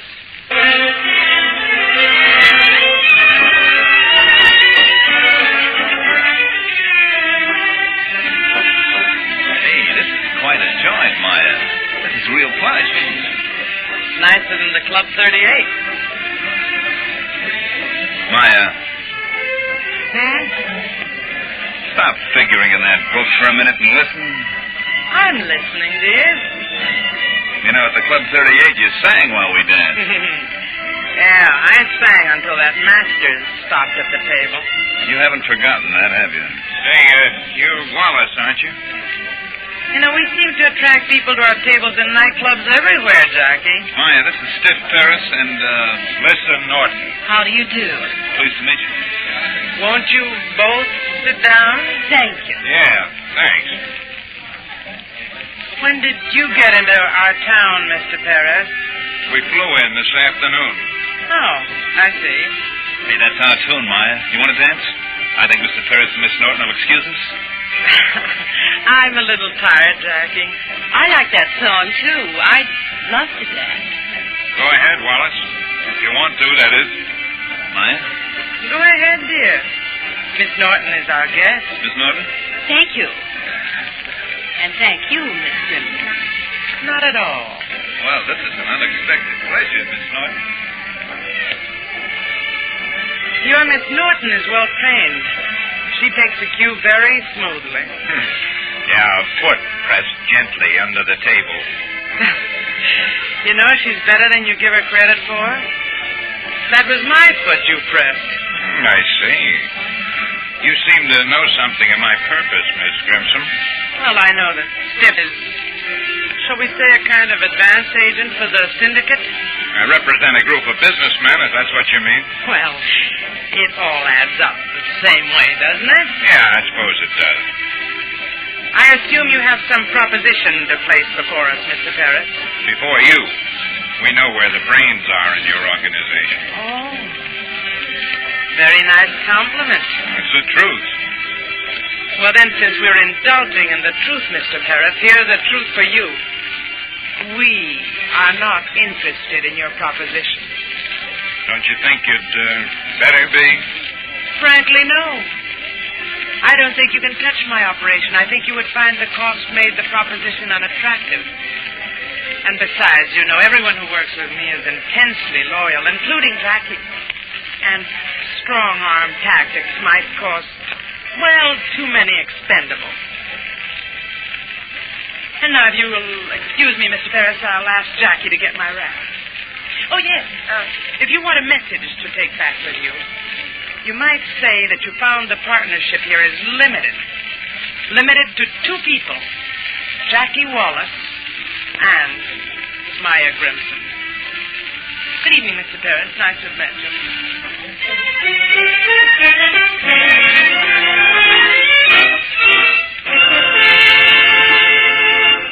In just a moment, Crime Does Not Pay will continue with The Weak Spot.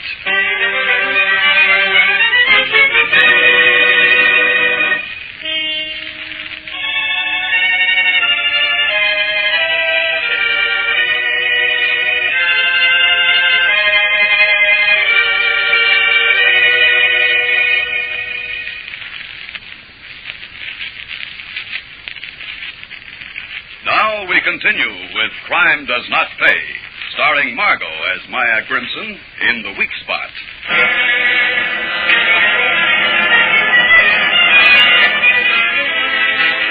Maya Grimson walked away from Stiff Paris, found Jackie, and left the nightclub. And as all good generals do when the first skirmish has been concluded, Maya doubled her outposts and waited for the next attack. Meanwhile, the enemy was not idle. Stiff Paris and Lissa Norton make the report to their boss, Marv Harding. And so it's no deal. That's the story, Marv. Apparently, you'll never reach the stage of bargaining, Stiff. The lady just wasn't interested. Listen. I didn't hear the conversation. I was dancing with Wallace. According to plan. Of course. What would you say to a little, persuasion in that territory? No, Lissa and I cased the area before we came back here. Everything the Grimson woman said is true. Frankly, I don't think taking over by force would be worth the cost. Too much noise. The police down there are allergic to noise. I see. She have gun salts? Enough. It seems that everyone makes dough with her, so they'll stick by her. Very smart operation. Only way I know for an independent to hold on to an organization is to let the little fellows make more than we can afford to let them have. But we can't afford to let her get away with it either. Too many others might get the same idea. Well, if she puts up a good fight, it'll have the same effect. And she will. There's a weak spot somewhere. There must be. There always is. No, not in that outfit. Maybe not in it. Maybe at the top. Go on, listen. Wallace. Leave it to a woman. Why do you think so? His line while he danced, his whole attitude, even the way he held me dancing. Nah, he's just a punk. Maybe. I can think of several classic cases where a woman lost her head over a punk. Yeah. Want to move in, Lissa? Could be. I might be persuaded to take candy from a baby. Oh, that easy, eh? For me, it will be. And if I do... All business, aren't we? Well, Stiff is a very good teacher. Thanks. You're welcome. There's a certain bracelet. Stiff knows the one I mean. He couldn't afford it. Break up that partnership. Take the woman's mind off her. Work long enough for us to get a foot in the door without any trouble. And you'll get your jewelry. Go to it, Lissa.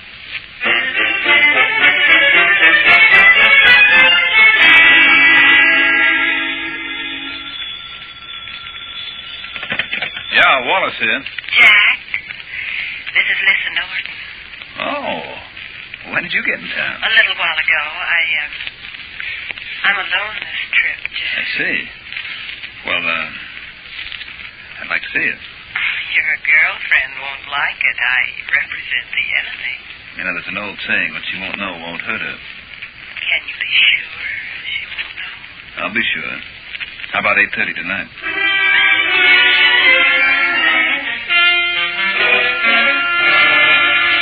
Have a good time yesterday, Jackie? Didn't do anything special. Don't you think it's a little chilly along the coast road for a convertible with the top down? You know, bright blonde hair and a green dress are rather conspicuous. Okay, so I took her for a ride. So what? Jack, you fool. She works for Paris and the syndicate. She's not working now. How do you know? I know. Never mind how. I want you to stop seeing her. I'll see who I please. You may run the organization, but you don't run me. Jackie. Oh, I'm sorry, my baby. I'm sorry. Yes, you're sorry, and I'm a fool. Fool enough to let you get away with nearly anything. Oh, Jackie, what's happened? We've got everything we wanted, and we've got nothing. Or it feels that way, anyhow.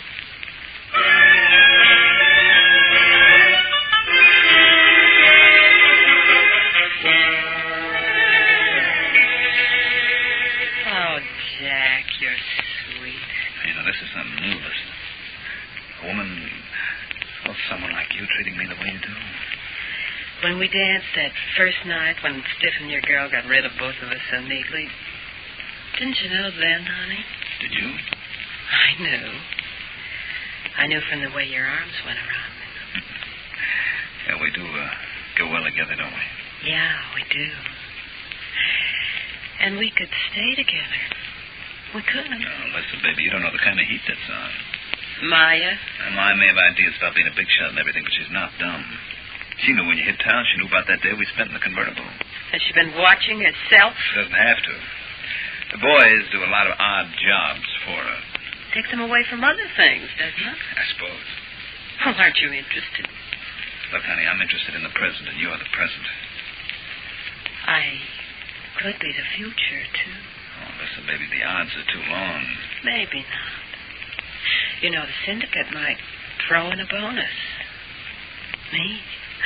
What about Stiff? Oh, we just work together. Maya's pretty strong. How do you figure it? You're half the team. Or are you? You bet I am. It was all mine in the beginning. Then you're in a spot to throw a couple of monkey wrenches, enough to weaken the organization so Stiff could get his foot in the door. After that, she'd have to make a deal or lose the works, and you'd get half of what she's got. With an extra on the side. The extra being you. Me. Any samples, Elizabeth, baby? What's that? Oh, there's somebody at the wrong door. Nobody has a key to this room, not even you, sweetheart. It's nice to have enough influence to get a bellhop to swipe a master key, isn't it? Okay. You're in.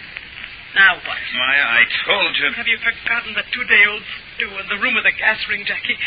Everything was pretty personal then. Now you'll tell me that everything you've done was for me. For both of us. I was satisfied. Want to go back to the $2 bets, Jackie, to a 10 spot every 3 months to Masters pushing you around? You'll never have to do that kind of a thing. You'll see to that, huh? Why not? I have one reason why not. What? Maya, you've never fired a gun in your life. I never did a lot of things. Once I'd never broken the law, or tasted caviar, or worn nylons. But there's a first time for everything. It's like talking back to a cop, or pulling a trigger. Murder rap, Maya. It's murder rap. Yeah, it could be murder and suicide if the gun was found in her hand. Maya, for heaven's sake. You'll never get away with it. Stiff it, no.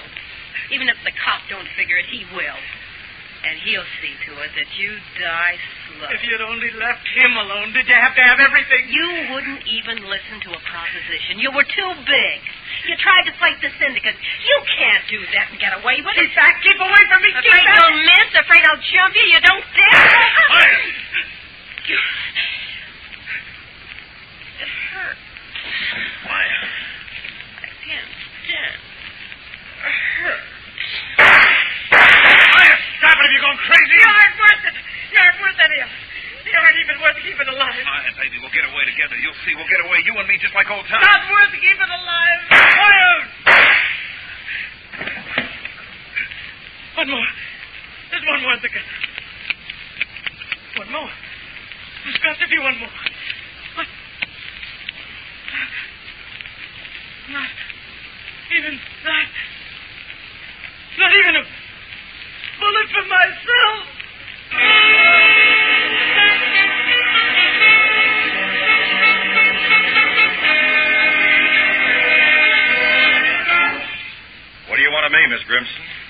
didn't think big-shot bookmakers of any gender bothered with precinct detectives. I remembered your name, Mr. Milton. It's nice of you. What's your story? I killed them. Well, you want homicide. What? I killed that girl. And Jackie. When did you do this? It must be hours ago. I've been walking ever since. I wanted to kill myself. The gun was empty. I used all the bullets. I didn't have any left. I didn't have any left. Holy smoke. I left them there on the floor. I tried to think. I went back to the old places. I remembered you. You started it all. I started? Look, you trying to establish insanity in this? No, you did. You didn't know it, but you did. That night, the Club 38, I was thought. You talked to Jackie. I wanted us to be big. I tried to think. So I came here. I have files. I know the syndicate. Do you want them? Do we want them? I'll give them to you. They don't know. I knew they'd try to take me over. I brought evidence. Nobody knew. Not even Jackie. Sister, if you can do this, you can go down in history. Is this a deal? A deal? What for? Well, you've confessed murder. After you've given us this evidence, then what? Then I don't care. I don't care. Jackie's dead. I killed him. I killed her, and then I couldn't stand him whining, afraid of me. I don't care. I killed him. There weren't any bullets left for me. I don't want to live. I don't want to live. I don't want to live.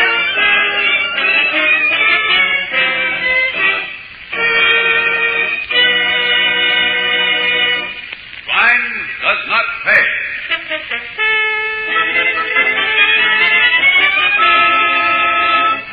Margot, who was starred as Maya Grimson in The Weak Spot, will be back with you in just a moment.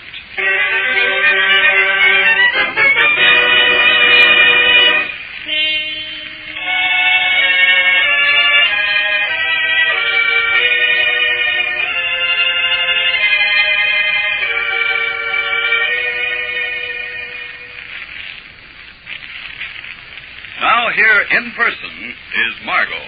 Maya Grimson was a criminal, but opportunity for her basic activities was presented to her by hundreds of people who did not look beyond their $2 bets, who did not realize that the racket they were supporting bleeds millions of dollars each year from the legitimate channels of honest business and constitutes a hidden tax that all of us have to share.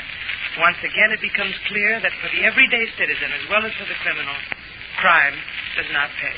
Thank you, Margot.